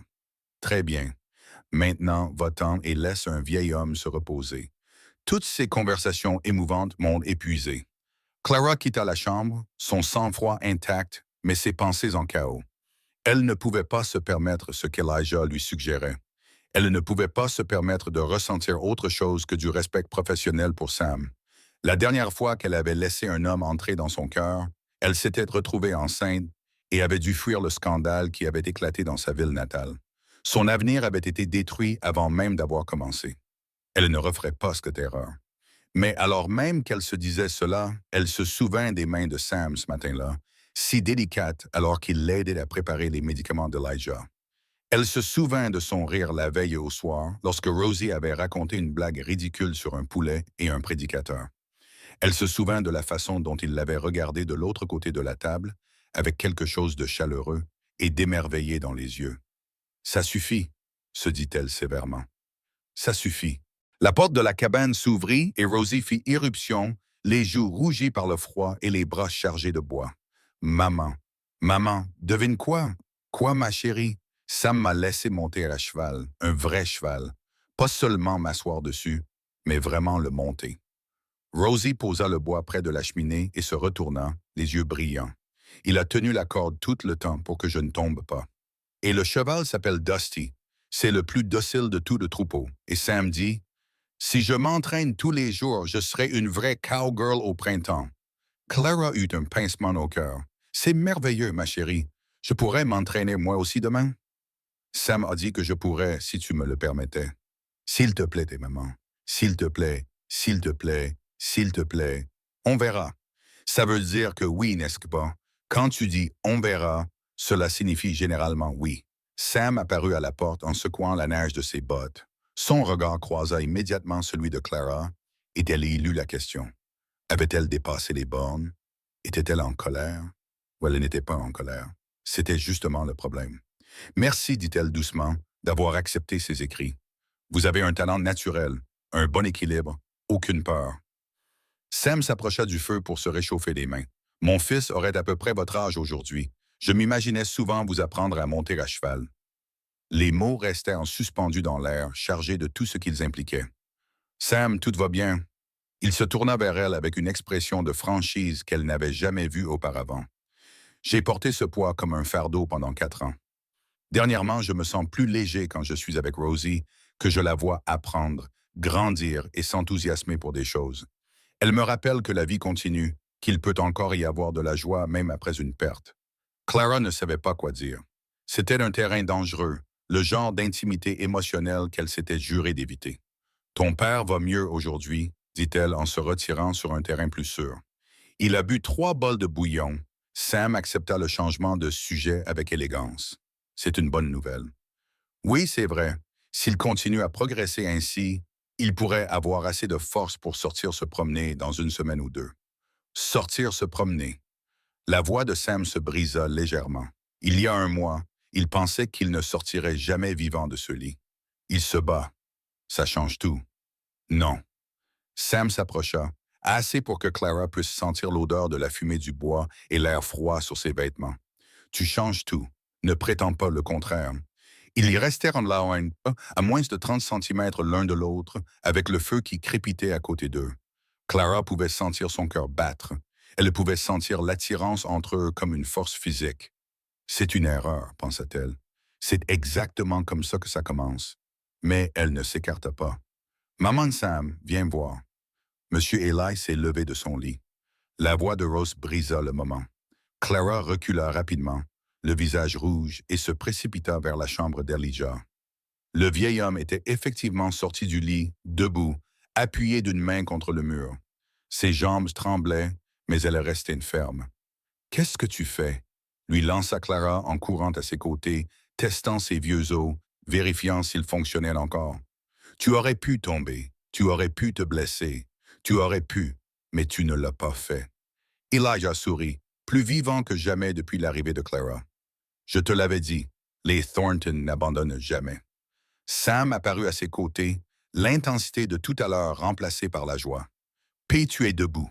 J'ai du mal à tenir sur mes jambes, mais quand même. » Le sourire d'Elijah s'élargit. « Maintenant que quelqu'un m'aide à atteindre cette chaise près de la fenêtre, je veux voir autre chose que ces 4 murs. » Clara et Sam le prirent chacun par un bras et le guidèrent lentement à travers la pièce. Il leur fallut 5 minutes pour parcourir 4,5 mètres, mais ils y parvinrent. Elijah se laissa tomber dans la chaise avec un soupir de soulagement. Il tourna la tête vers la fenêtre. « Des montagnes, murmura-t-il. Mon Dieu, ces montagnes lui avaient manqué. » Rosie grimpa à côté de lui, se blottissant dans le petit espace entre son corps et l'accoudoir de la chaise. « Elles sont belles, n'est-ce pas? » La plus belle vue du monde, ma petite. Plus belle que San Francisco, dit Sam. San Francisco est très belle, plus belle que n'importe quel autre endroit. C'est ici chez moi. Elijah passa son bras autour d'elle et l'attira vers lui. C'est ici que je mourrai un jour, quand je serai prêt. Mais pas aujourd'hui. Il reste encore beaucoup de temps. Clara les observait, le mourant qui avait décidé de vivre, la petite orpheline qu'il avait réclamée comme sien, et elle sentit quelque chose se briser dans sa poitrine. C'était ce qu'elle avait redouté. Cette chaleur, ce sentiment d'appartenance, ce sentiment dangereux et merveilleux de famille. La main de Sam effleura la sienne. Elle ne se retira pas. Les jours raccourcissaient à mesure que novembre avançait, et Elijah devenait plus fort à chaque jour qui passait. Il marchait désormais jusqu'à la fenêtre chaque matin, puis jusqu'au porche, puis autour du porche. Clara surveillait chacun de ses pas, ajustant ses médicaments, le poussant quand il avait besoin d'être poussé et le freinant quand il essayait d'en faire trop. Les quatre trouvèrent leur rythme. Les matins étaient consacrés aux exercices d'Elijah et à la préparation des médicaments de Clara. Les après-midi étaient consacrés à tous les travaux que le ranch exigeait. Sam s'occupait des tâches lourdes, tandis que Rosie aidait avec un enthousiasme qui compensait son manque d'habileté. Les soirées étaient consacrées à dîner ensemble, à raconter des histoires au coin du feu et à profiter de la compagnie tranquille qui découle du fait de partager un espace et un objectif commun. Clara essayait de garder ses distances. Elle essayait vraiment. Mais il était difficile de rester distante quand Sam lui apportait du café tous les matins sans qu'elle le lui demande. Difficile de rester distante quand il lui demandait son avis sur les affaires du ranch, comme si cela avait vraiment de l'importance. Difficile de rester distante quand elle le surprenait en train de la regarder avec ce regard dans les yeux.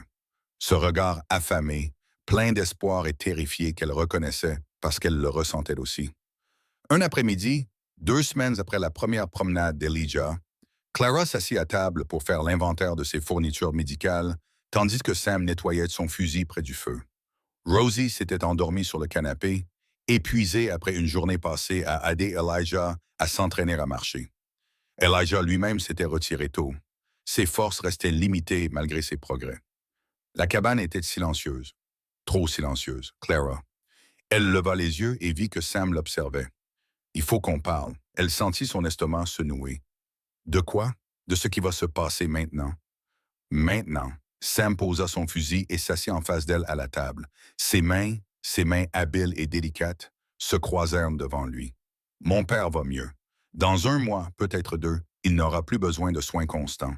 La voix de Sam était ferme, mais quelque chose brûlait sous-jacente.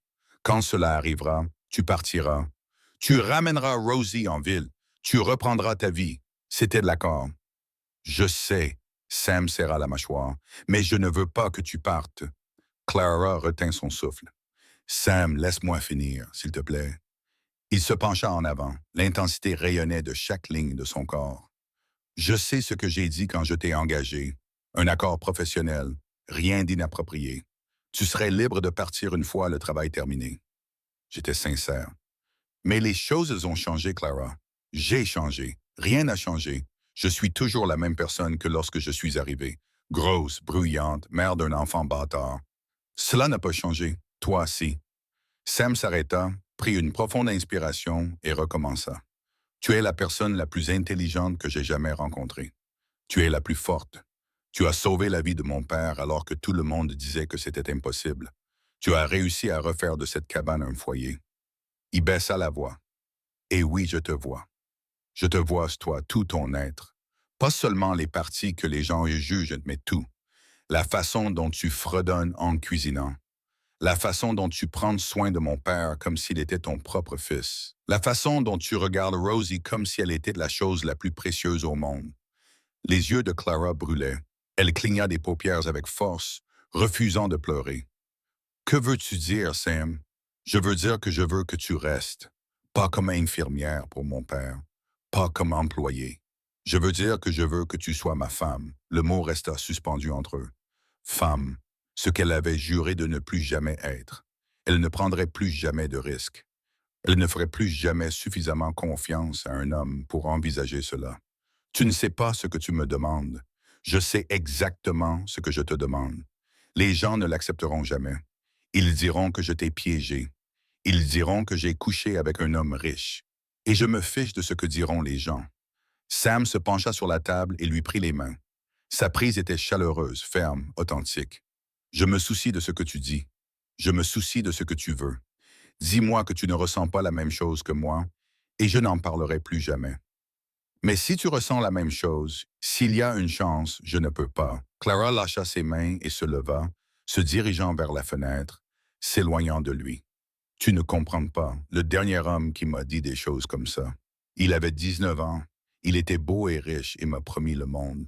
Il a dit qu'il m'aimait, il a dit que nous serions ensemble pour toujours.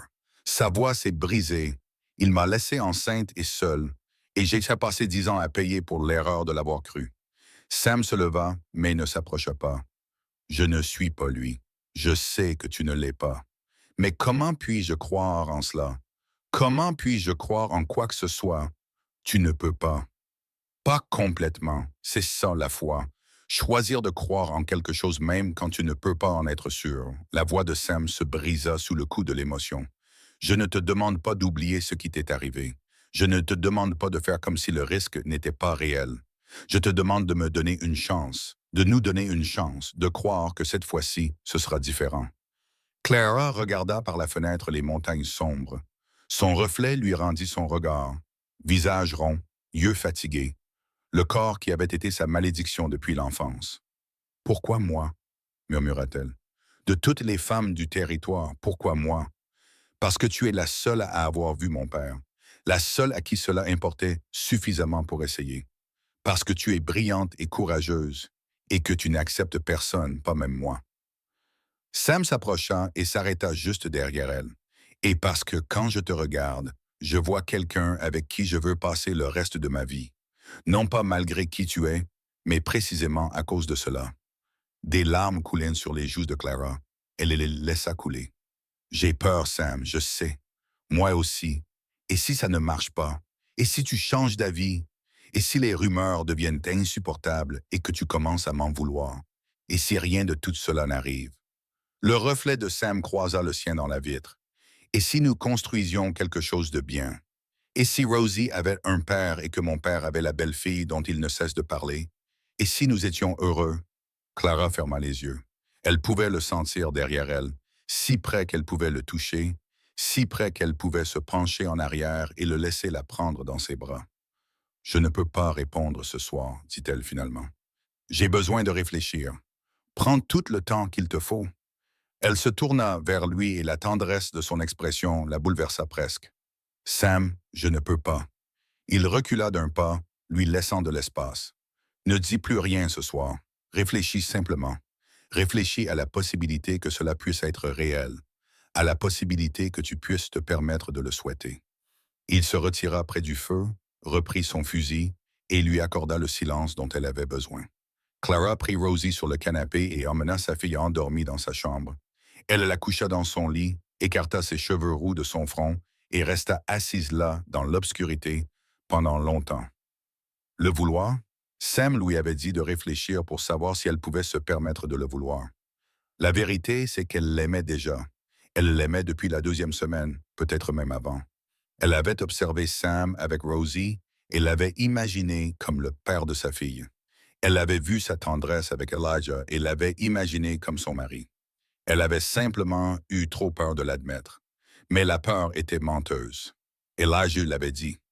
La peur vous dit de fuir les choses qui pourraient vous sauver. Clara regarda sa fille.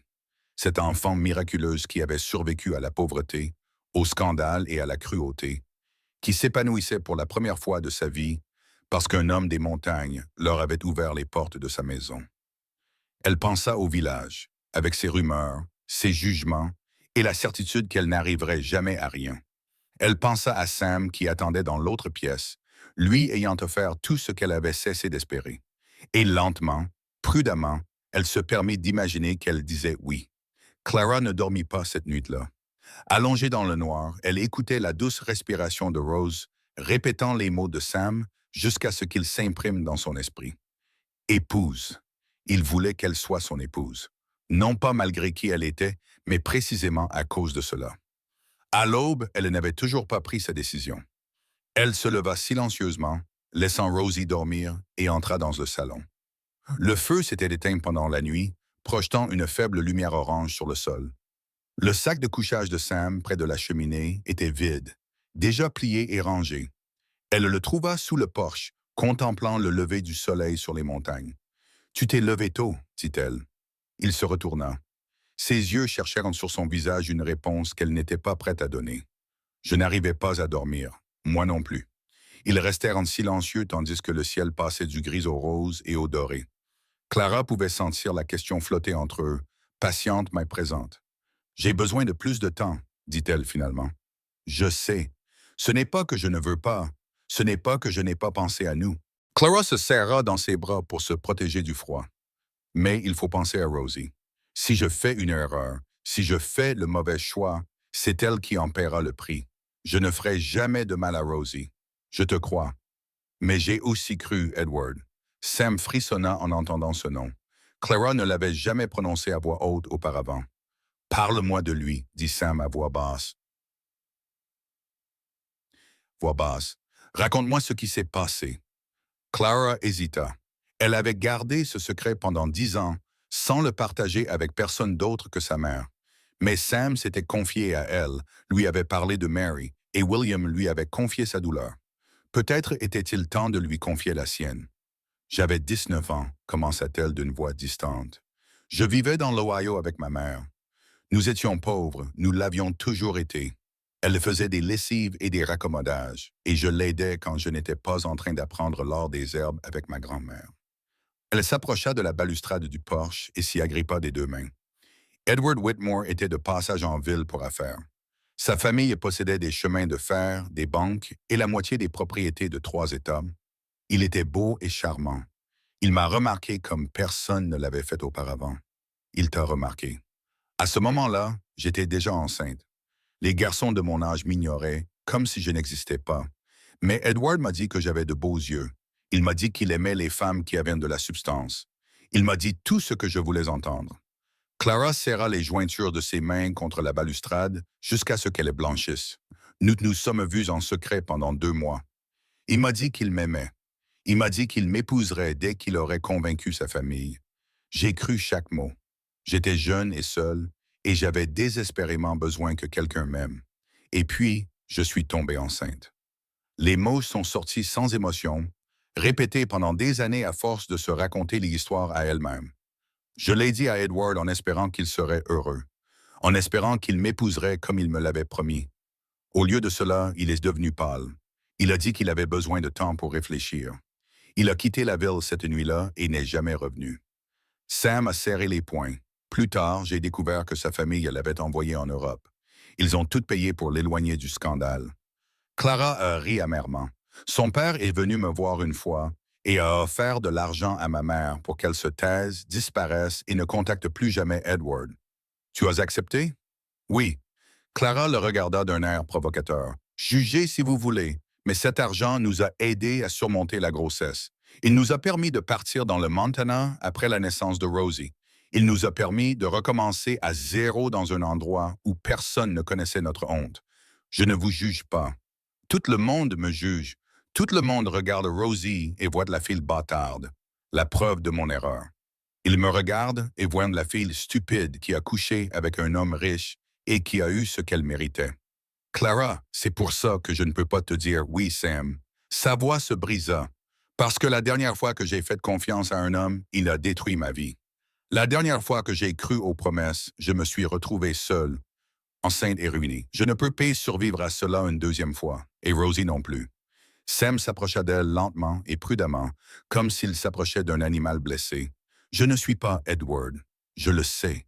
Je ne vais pas disparaître. Je ne t'abandonnerai pas, toi ni Rosie. C'est ici chez moi, Clara. Ma terre, ma vie. Je n'ai nulle part ailleurs où aller, et je ne souhaite être nulle part ailleurs. Des mots? Murmura Clara. Ce ne sont que des mots, alors laisse-moi te le prouver. Sam s'arrêta devant elle, assez près pour la toucher. Donne-moi du temps.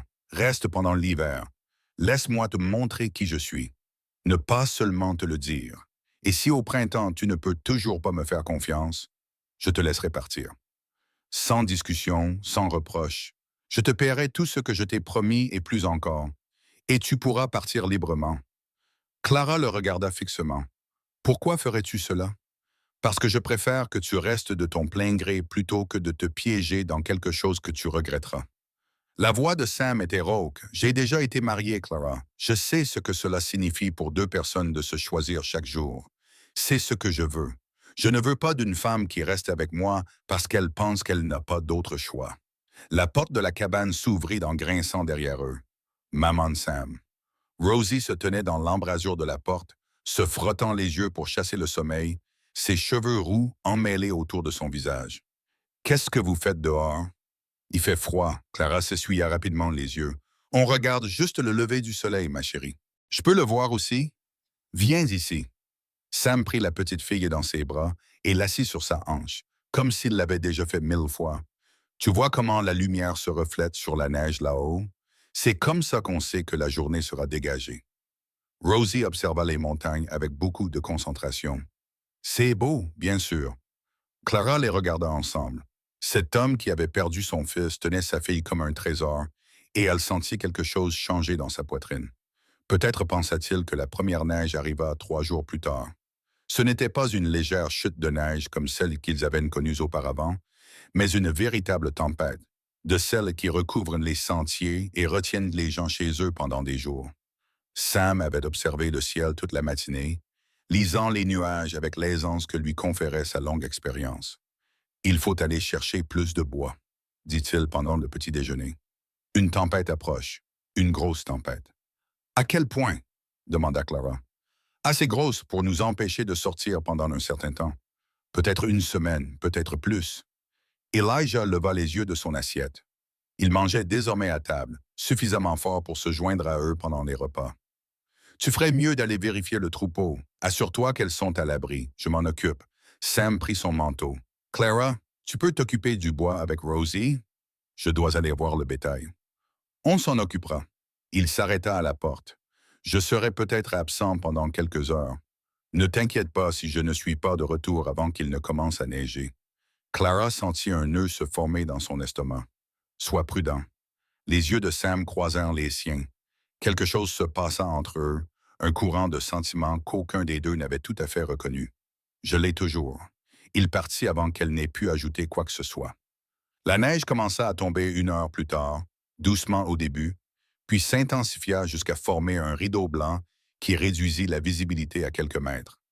Clara et Rosie travaillèrent rapidement, empilant du bois à l'intérieur de la cabane jusqu'à ce qu'il n'y ait plus de place pour en empiler davantage. Elijah observait depuis sa chaise près de la fenêtre, le front plissé d'inquiétude. Il devrait déjà être de retour. Il a dit que cela prendrait quelques heures. Clara garda une voix calme, mais ses mains tremblaient légèrement tandis qu'elle préparait le repas. Il connaît ces montagnes. La tempête arriva plus vite que prévu. Elle nous prit tous au dépourvu. Les heures passèrent. La neige tombait de plus en plus fort. L'heure du dîner arriva, puis passa. L'après-midi fit place à la nuit. Sam n'était toujours pas revenu. À la tombée de la nuit, Clara ne put plus faire semblant. Quelque chose ne va pas. Elijah acquiesça lentement. Soit il s'est réfugié quelque part, soit il est en difficulté. Clara arpentait la cabane comme un animal en cage. Toutes les quelques minutes, elle regardait par la fenêtre, dans l'espoir d'apercevoir la silhouette de Sam émerger du chaos blanc à l'extérieur. Toutes les quelques minutes, elle était déçue. Je devrais aller le chercher. Elijah désigna la fenêtre. Tu serais morte dans 1 heure, peut-être moins. Je ne peux pas rester assise ici. Tu le peux. Tu le dois. La voix du vieil homme était ferme. Sam a survécu à pire que ça. Il sait quoi faire pendant une tempête. Soit il s'est réfugié dans un endroit sûr, soit il s'est arrêté. Sinon, tu ne peux rien faire de toute façon. Clara s'effondra dans un fauteuil, ses jambes soudainement incapables de la soutenir. Elle repensa au visage de Sam ce matin-là. La façon dont il lui avait dit « je serai toujours là » lorsqu'elle lui avait demandé de faire attention. La façon dont ses yeux s'étaient posés sur les siens. Elle ne lui avait rien dit. Elle ne lui avait pas répondu. Elle ne s'était pas permis d'admettre ce qu'elle ressentait. Et maintenant, il était peut-être en train de mourir dehors, dans de la neige. Maman, Rosie apparut à ses côtés, le visage tendu par la peur. Sam va s'en sortir? Clara assaya sa fille sur ses genoux et la serra fort dans ses bras. Je ne sais pas, ma chérie. J'espère que oui. Je ne veux pas qu'il meure. La voix de Ross tremblait. Je ne veux pas qu'il meure comme les autres sont morts. Les gens dont tu nous as parlé. Moi non plus. Elles restèrent assises ainsi tandis que la nuit tombait. La tempête rugissait dehors et le feu crépitait à l'intérieur, tous attendant un homme qui ne reviendrait peut-être jamais. Minuit passa, puis 1 heure, puis 2 heures. Clara n'avait pas bougé de la fenêtre. Rosie s'était finalement endormie sur le canapé, épuisée par la peur et l'inquiétude. Elijah somnolait dans son fauteuil, la tête tombant vers l'avant toutes les quelques minutes avant de se relever brusquement. Le feu s'était éteint. Clara aurait dû l'attiser. Elle aurait dû faire quelque chose de productif. Mais elle ne pouvait pas bouger. Elle ne pouvait pas penser. Elle ne pouvait rien faire d'autre que fixer le néant blanc à l'extérieur et prier. S'il te plaît, qu'il soit vivant. S'il te plaît, ne l'emporte pas aussi. Elle ne savait pas quand cette prière était entrée dans son vocabulaire. Elle avait cessé de croire en un Dieu bienveillant il y a des années, quand Edward l'avait abandonné et que le monde s'était révélé cruel. Mais maintenant, avec Sam perdu dans la tempête, elle se surprenait à négocier avec tout ce qui pouvait l'entendre. Je resterai. Je l'épouserai. Je dirai oui à tout ce qu'il me demandera. Ramène-le-moi, c'est tout. S'il te plaît, ramène-le-moi. La porte s'ouvrit brusquement. La neige s'engouffra dans un tourbillon accompagné d'une rafale de vent glacial et Clara se leva avant même de réaliser qu'elle bougeait. Une silhouette recouverte de blanc, à peine reconnaissable comme humaine, entra en titubant par la porte. Sam. Elle le rattrapa lorsqu'il s'effondra, le poussant sur ses genoux. Il était glacé, ses vêtements gelés et ses lèvres gonflées. Du feu, allaita-t-il. Je ne sens rien. Je ne sens rien. Elijah, aide-moi. Le vieil homme bougeait déjà plus lentement qu'avant de tomber malade, mais il était animé d'une détermination désespérée. Ensemble, ils traînèrent Sam vers le feu. Les mains de Clara déchirèrent ses vêtements gelés, lui retirant des couches de tissu recouvertes de glace. Apportez des couvertures, tout le monde. Rosie s'était réveillée, les yeux écarquillés de peur. Maman, c'est lui? Des couvertures, Rosie, et la petite fille est partie en courant. Clara déshabilla Sam jusqu'à le laisser en sous-vêtements. Son esprit de guérisseuse prit le dessus alors que ses émotions menaçaient de la submerger. Sa peau était pâle, trop pâle, et sa respiration était superficielle. Hypothermie grave. Sam, regarde-moi. Elle lui saisit le visage, forçant ses yeux vitreux à faire la mise au point. Regarde-moi. Tu m'entends, Clara? Son nom sortit dans un murmure, à peine reconnaissable. Le cheval est tombé. J'ai dû marcher. Ne parle pas. Économise tes forces. Rosie revint les bras chargés de couverture. Clara enveloppa Sam dedans, le rapprocha du feu et utilisa la chaleur de son propre corps pour le réchauffer. Elijah ajouta du bois dans le feu, l'attisant autant qu'il le pouvait. Il va mourir? La voix de Ross était faible, terrifiée. Pas si je peux l'empêcher. Clara serra Sam plus fort dans ses bras, souhaitant que la chaleur revienne dans son corps glacé. Il ne va pas mourir. Pas cette nuit. Jamais. Les heures qui suivirent furent les plus longues de la vie de Clara. Elle s'allongea à côté de Sam sur le sol, enroulée autour de lui comme une seconde peau, sa chaleur corporelle s'infiltrant lentement dans sa chair glacée. Au début, ses tremblements étaient violents, de grands spasmes qui les secouaient tous les deux. Puis, petit à petit, ils diminuèrent. Sa couleur s'améliora. Sa respiration devint plus profonde. À l'aube, il ouvrit les yeux. « Clara, je suis là. » Elle se redressa en s'appuyant sur un coude et regarda son visage. « Comment te sens-tu? Comme si j'avais été piétiné par mon propre troupeau. » Il essaya de sourire, mais seul un rictus en sortit. « Que s'est-il passé? Tu as failli mourir, idiot. » Les larmes coulèrent sur ses joues avant qu'il ne puisse les retenir. « Tu as failli mourir et je ne t'ai jamais dit. » « Me dire quoi? » Clara regarda cet homme obstiné, exaspérant et merveilleux, qui avait traversé une tempête de neige plutôt que d'abandonner, et elle se permit enfin de prononcer les mots qu'elle avait refoulés. « Oui. » Sam fronça les sourcils. « Oui, quoi? Oui, je veux t'épouser. Oui, je resterai. Oui, à tout. » Elle pleurait maintenant à chaudes larmes, le visage baigné de larmes. « J'ai passé toute la nuit à penser que tu étais mort, à penser que je t'avais perdu avant même de t'avoir vraiment eu. Et je ne vais pas perdre plus de temps à avoir peur. Clara, je t'aime. Les mots sortirent malgré moi. Je ne voulais pas les dire. J'ai essayé de ne pas le faire. Mais je t'aime, Sam Thornton. Et je me fiche de ce que dit la ville ou de ce que pensent les autres. Je veux juste être avec toi. Je veux que Rosie ait un père. Je veux que nous formions une famille. La main de Sam se leva et ses doigts froids touchèrent la joue humide de Clara. Répète-le. Je t'aime encore, je t'aime. Homme têtu, imprudent et magnifique. Il l'attira vers lui et l'embrassa. Ce n'était pas un baiser doux. C'était un baiser désespéré, affamé, rempli de tout ce qu'ils avaient réprimé. Clara se fondit en lui, les mains agrippées à ses épaules et ses doigts emmêlés dans ses cheveux. Quand ils se séparèrent enfin, tous deux haletants, elle vit des larmes dans ses yeux aussi. « J'ai cru que j'allais mourir là-bas », murmura-t-il. « Je n'ai pensé qu'à toi, à ne plus jamais te revoir, à ne pas pouvoir te dire que je t'aime aussi. Tu m'as aimé dès la première semaine, probablement dès le moment où tu l'as dit à mon père. C'était une curiosité médicale et il se moquait d'offenser qui que ce soit. » Sam rit faiblement. « Tu es la femme la plus extraordinaire que j'ai jamais rencontrée, Clara Brennan. Et si tu m'acceptes, je passerai le reste de ma vie à essayer de te mériter. Tu le fais déjà, toi. » Ils restèrent allongés là pendant que le soleil se levait, enveloppés dans des couvertures et enlacés, tandis que la tempête commençait enfin à s'apaiser. À la porte, Elijah se tenait debout, Rosie dans les bras, tous deux arborant des sourires identiques. « Il était temps, » dit le vieil homme. Rosie rit. « Ça veut dire que Sam va être mon papa? » Clara regarda sa fille, puis l'homme à ses côtés, puis le vieil homme qui avait déclenché tout cela en refusant de mourir. « Oui, ma chérie, » dit-elle, la voix pleine de joie. « Je pense que oui. » La tempête s'est calmée dans l'après-midi, laissant derrière elle un mètre de neige fraîche et un monde transformé. Mais à l'intérieur de la cabane, la véritable transformation avait déjà eu lieu. Une famille s'était formée, non pas par les liens du sang, mais par choix, par amour, par la décision de faire confiance. Alors que la confiance semblait impossible, Clara ne savait pas ce que l'avenir lui réservait. Elle ne savait pas comment le village allait réagir. Elle ne savait pas si le bonheur qu'elle ressentait allait durer.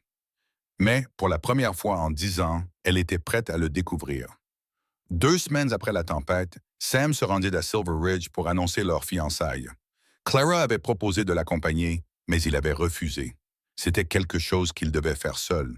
Affronter le village qui avait colporté des ragots à son sujet pendant des mois. Le leur dire lui-même avant que les rumeurs n'aient l'occasion de déformer la vérité et de la transformer en quelque chose de désagréable. Il trouva d'abord Maggie Blackwood. La vieille femme avait ouvert la porte avant même qu'il n'ait sonné, comme si elle l'attendait. Elle lui avait dit « Tu vas l'épouser. Comment le sais-tu? Je sais tout ce qui se passe dans cette région. C'est mon travail. » Maggie s'était écartée pour le laisser entrer. « Assieds-toi. Raconte-moi comment ça s'est passé. » Sam lui avait tout raconté. Pas tout. Certaines choses étaient privées, mais suffisamment. La demande en mariage, la peur de Clara, la tempête, la nuit où elle a failli mourir et où elle a enfin compris ce qui comptait. Quand il eut terminé, Maggie souriait. « Je le savais, dit-elle. Dès que je l'ai envoyé dans cette montagne, j'ai su qu'il se passerait quelque chose. Cette femme méritait mieux que ce que lui offrait ce village. Vas-tu le lui donner? Je vais essayer. N'essaie pas, fais-le. » Les yeux de Maggie se sont aiguisés. « Je suppose que tu n'es pas venu ici uniquement pour m'annoncer la bonne nouvelle. Tu veux savoir comment gérer les autres. Je me fiche de ce qu'ils pensent. Peut-être pas. Mais Clara devra vivre avec leur jugement longtemps après que tu seras mort et enterré. Tu veux la protéger? Tu dois changer l'histoire avant qu'elle ne se consolide. » Sam se pencha en avant. « Tu leur racontes exactement ce qui s'est passé. Ton père était en train de mourir. Clara lui a sauvé la vie. Tu es tombé amoureux. C'est aussi simple que ça. » Maggie fit une pause. « Et si quelqu'un essaie de déformer les faits, rappelle-leur qu'Elijah Thornton est ici aujourd'hui, sain et sauf, grâce à cette femme.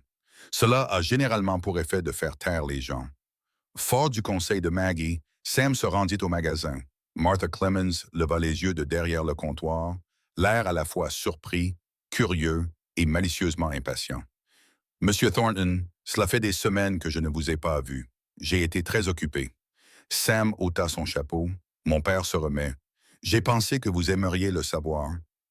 En voie de guérison? Martha haussa les sourcils. C'est ce qu'a dit le docteur Morrison.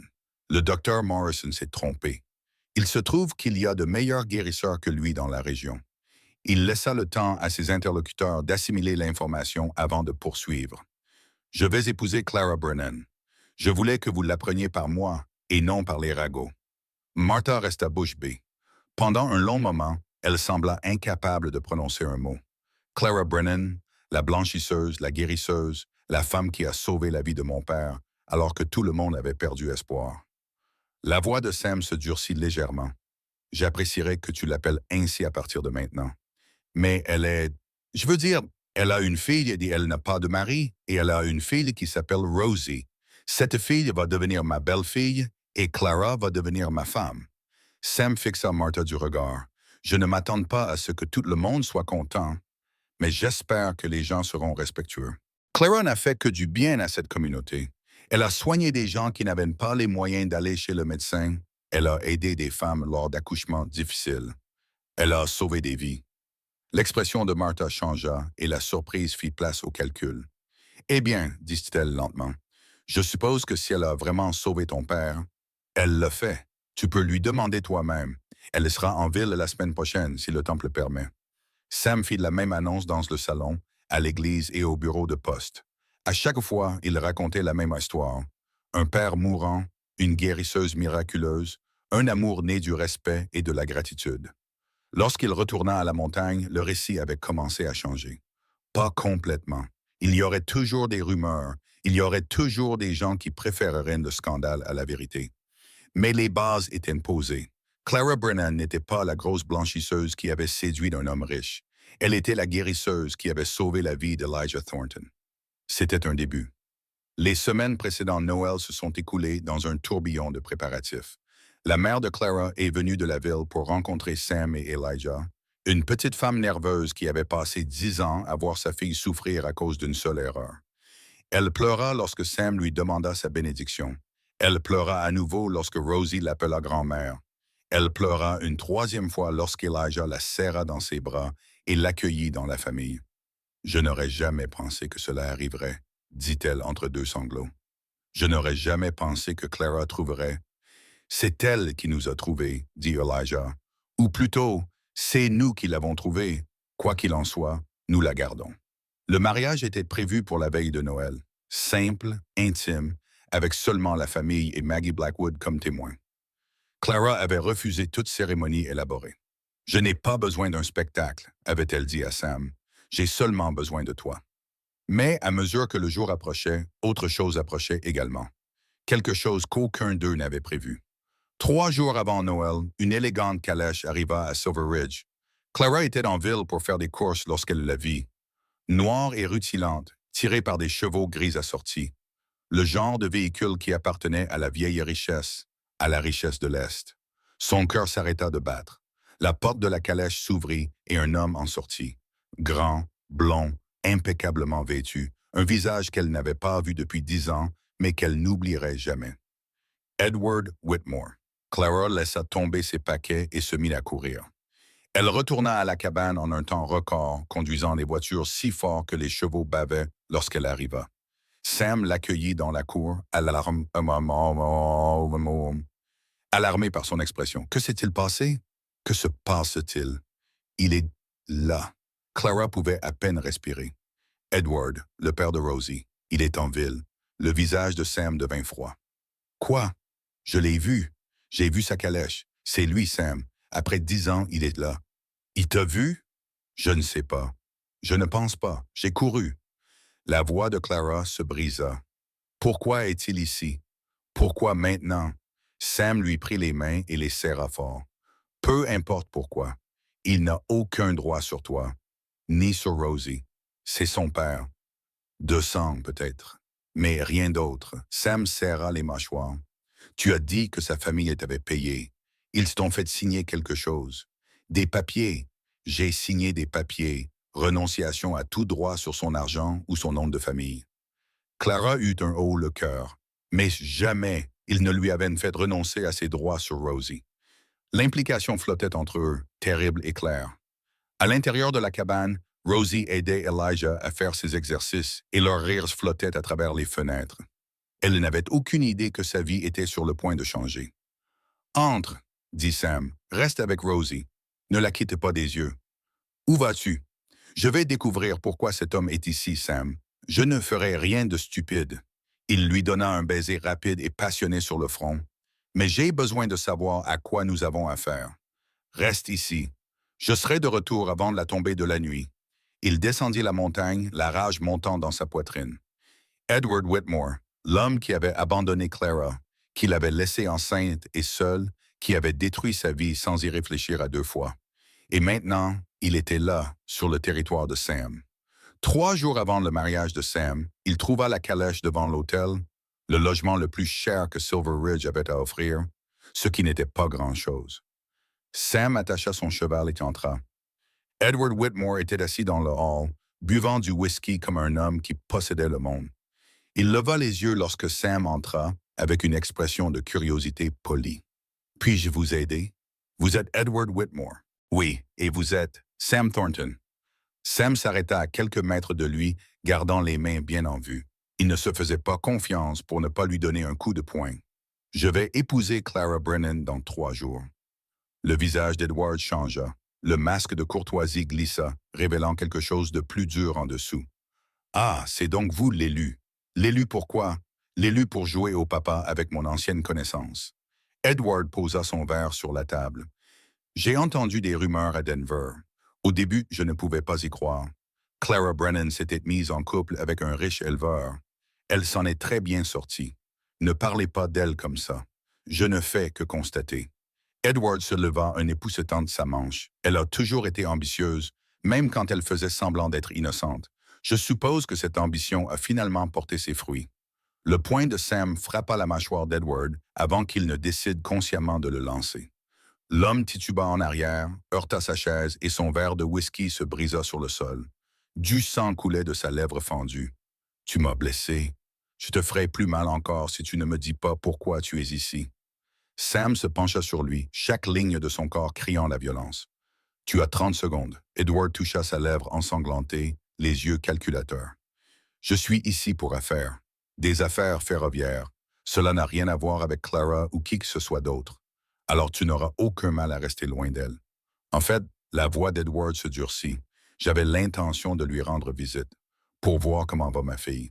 Sam se figea. « Elle n'est pas ta fille. C'est mon sang. Ça veut dire quelque chose. Tu l'as abandonnée avant sa naissance. Ça veut dire encore plus. » Sam attrapa Edward par le cou et le mit debout.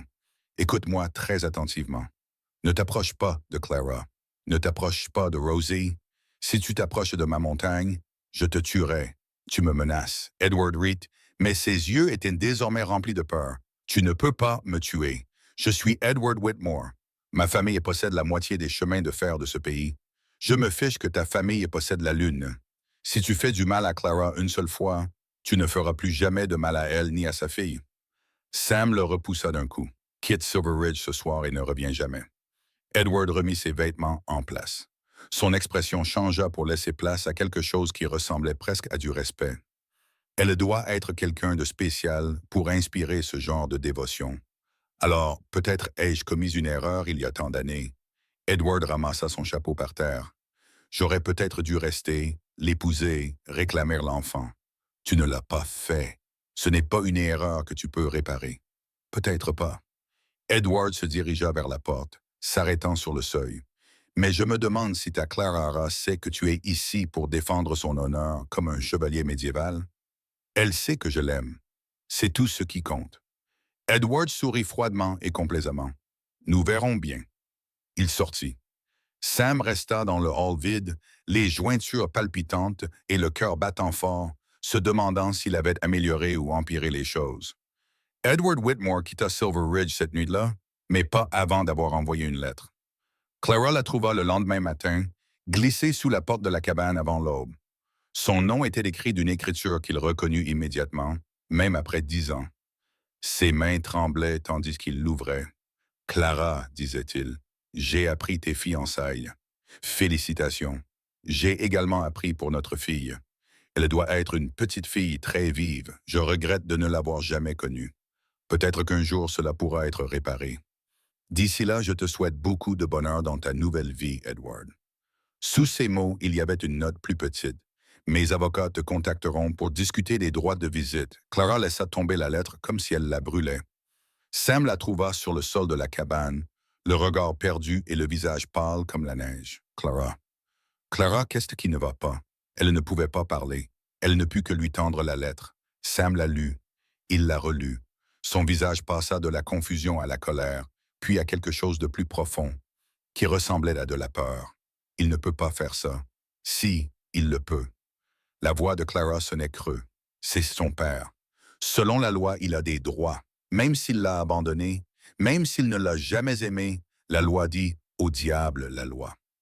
Sam s'assit à côté d'elle et prit son visage entre ses mains. « Regarde-moi. Regarde-moi, Clara. Il n'emportera pas Rosie. Tu comprends? Il devra passer sur mon cadavre pour l'emmener. Tu ne peux pas l'arrêter. Il a de l'argent, des avocats, du pouvoir. Et moi, j'ai toi, mon père, et un village qui commence à réaliser que tu vaux plus que ce qu'il pensait. » Sam la serra plus fort. Nous lutterons ensemble contre lui. Nous nous battrons avec tout ce que nous avons. Et si cela ne suffit pas, alors nous chercherons davantage.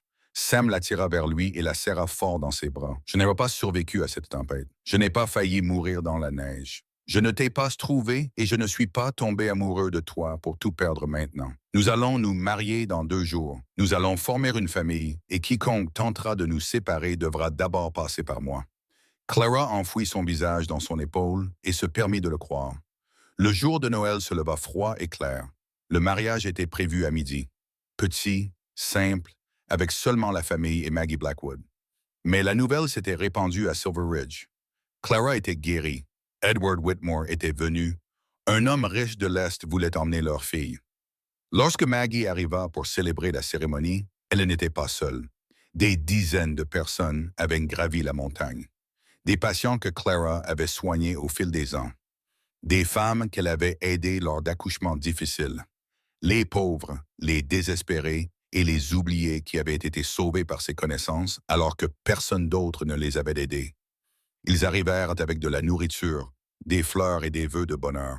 Ils vinrent pour être témoins. Ils étaient venus pour remercier de la seule manière qu'ils connaissaient. Clara resta sous le porche à les regarder arriver et pleura. « Maman », Rosie tira sur sa manche. « Pourquoi pleures-tu? »« Parce que je suis heureuse, ma chérie. » Clara s'agenouilla et serra sa fille dans ses bras. « Parce que pendant longtemps, j'ai pensé que personne ne nous aimait. Je pensais que nous étions complètement seuls. Et maintenant, regarde. » Rosie regarda. Son petit visage s'illumina. « Tous ces gens sont venus pour nous. Tous ces gens sont venus pour nous. Même les méchants. Ceux qui disaient des choses méchantes. » Clara aperçut Martha Clemens dans la foule, mal à l'aise mais présente. Harriet Caldwell, la femme du maire, qui avait un jour traité Clara de honte en face. D'autres femmes qui avaient chuchoté, jugé et détourné le regard. « Même eux, dit Clara, les gens peuvent changer, Rosie. Parfois, ils ont juste besoin d'une raison. » La cérémonie fut brève et parfaite. Maggie prononça les mots. Sam et Clara prononcèrent leurs vœux. Rosie se plaça entre eux, les mains entre les leurs, devenant officiellement ce qu'elle avait toujours souhaité. Une fille avec 2 parents qui l'aimaient. Lorsque Maggie les déclara mari et femme, la foule éclata en applaudissements. Sam embrassa Clara passionnément, sans se soucier des regards. Elijah serra sa nouvelle belle-fille dans ses bras, puis souleva Rosie sur ses épaules pour qu'elle puisse voir par-dessus la foule. « Regarde ça, dit-il. Regarde ce que tu as commencé, ma petite. » Qu'avait-elle commencé? Une famille, une vraie, de celles qui se construisent sur l'amour et pas seulement sur le sang. La fête se prolongea jusque tard dans la nuit. On partagea le repas. On raconta des histoires. À un moment donné, Clara regarda autour d'elle et vit la cabane remplie de gens, remplie de rires, remplie de vie, et elle réalisa qu'elle avait trouvé quelque chose en quoi elle avait cessé de croire. Un foyer. Ce n'était pas un lieu, c'était ces gens. Sam qui lui tenait la main. Rosie qui dansait avec Elijah. Maggie Blackwood qui présidait la réunion près du feu, racontant des histoires d'accouchement auxquelles elle avait assisté et de vies qu'elle avait sauvées. Le foyer était partout où ils étaient ensemble. Tard dans la nuit, après le départ du dernier invité et une fois Rosie endormie dans sa chambre, Clara et Sam s'asseyent sous le porche pour regarder les étoiles. Et Edward? Demanda Clara à voix basse. Sa lettre, ses avocats. Nous nous en occuperons le moment venu. Tu n'es pas inquiète. Moi, je suis terrifié. Sam lui prit la main. Mais je ne mentais pas quand j'ai dit que nous nous battrions. Je dépenserai jusqu'au dernier dollar que j'ai, je vendrai tout le bétail, je ferai tout ce qu'il faut pour protéger Rosie. Et si nous perdons, nous ne perdrons pas. Sam, écoute-moi. Il se tourna vers elle. J'ai perdu ma femme. J'ai perdu mon fils. Pendant 4 ans, j'ai vécu avec cette perte comme un poids autour du cou. Je pensais que je ne ressentirais plus jamais rien de bon, que je ne désirerais plus jamais rien. Sa voix devint rauque. Puis vous êtes arrivés, toi et Rosie. Vous m'avez rappelé ce que signifie avoir quelque chose qui vaut la peine d'être défendu. J'ai peur. Je sais. Moi aussi. Mais avoir peur ne signifie pas être impuissant. Nous sommes là l'un pour l'autre. Nous avons mon père. Nous avons tout un village qui a gravi une montagne en hiver pour assister à notre mariage. Sam sourit. Nous ne sommes plus seuls, Clara. Cela change tout. Clara se pencha vers lui, posa sa tête sur son épaule et son cœur trouva enfin la paix. Il avait raison. Ils n'étaient pas seuls. Quoi qu'il arrive ensuite, les avocats d'Edward, le jugement persistant du village, les défis liés à la construction d'une vie ensemble, ils y freinent face en tant que famille. Et cela suffisait. 1 an plus tard, Clara donnerait naissance à un fils. Il l'appellerait William, et l'honneur du fils que Sam avait perdu, et il grandirait entouré d'amour. Les avocats d'Edward Whitmore envoyèrent des lettres pendant un certain temps, puis cessèrent de le faire. Apparemment, d'autres scandales requéraient leur attention, d'autres problèmes à résoudre. Rosie n'entendit plus jamais parler de lui. Elijah a vécu encore 7 ans, fort et heureux, entouré de petits-enfants qui l'appelaient grand-père et se disputaient le privilège de s'asseoir à côté de lui pendant le dîner. Clara créerait la première véritable clinique médicale du territoire, formant d'autres femmes aux arts de la guérison et sauvant des centaines de vies qui, autrement, auraient été perdues. Et Sam se réveillerait chaque matin pour le reste de sa vie aux côtés de la femme qui avait sauvé son père, son cœur et son espoir en l'avenir. Le village qui avait autrefois colporté des ragots sur la grosse lavandière et son fils bâtard parlerait désormais autrement. On parlerait de la guérisseuse de la montagne. La femme qui était arrivée sans rien d'autre que ses connaissances et son courage et qui avait laissé un héritage qui perdurerait plus longtemps qu'eux tous. Car, en fin de compte, il ne s'agissait pas d'être mince ou belle ou ce que la société considérait comme acceptable. Il s'agissait d'être vu, apprécié et aimé pour ce que l'on était exactement. Clara Brennan Thornton avait attendu 30 ans pour cela, et chaque instant en avait valu la peine. Si ce moment a eu une signification pour vous, abonnez-vous et revenez quand vous en aurez besoin, car cette chaîne existe pour vous accompagner, pour partager des histoires et pour nous rappeler qu'il y a toujours quelque chose de plus à découvrir ensemble.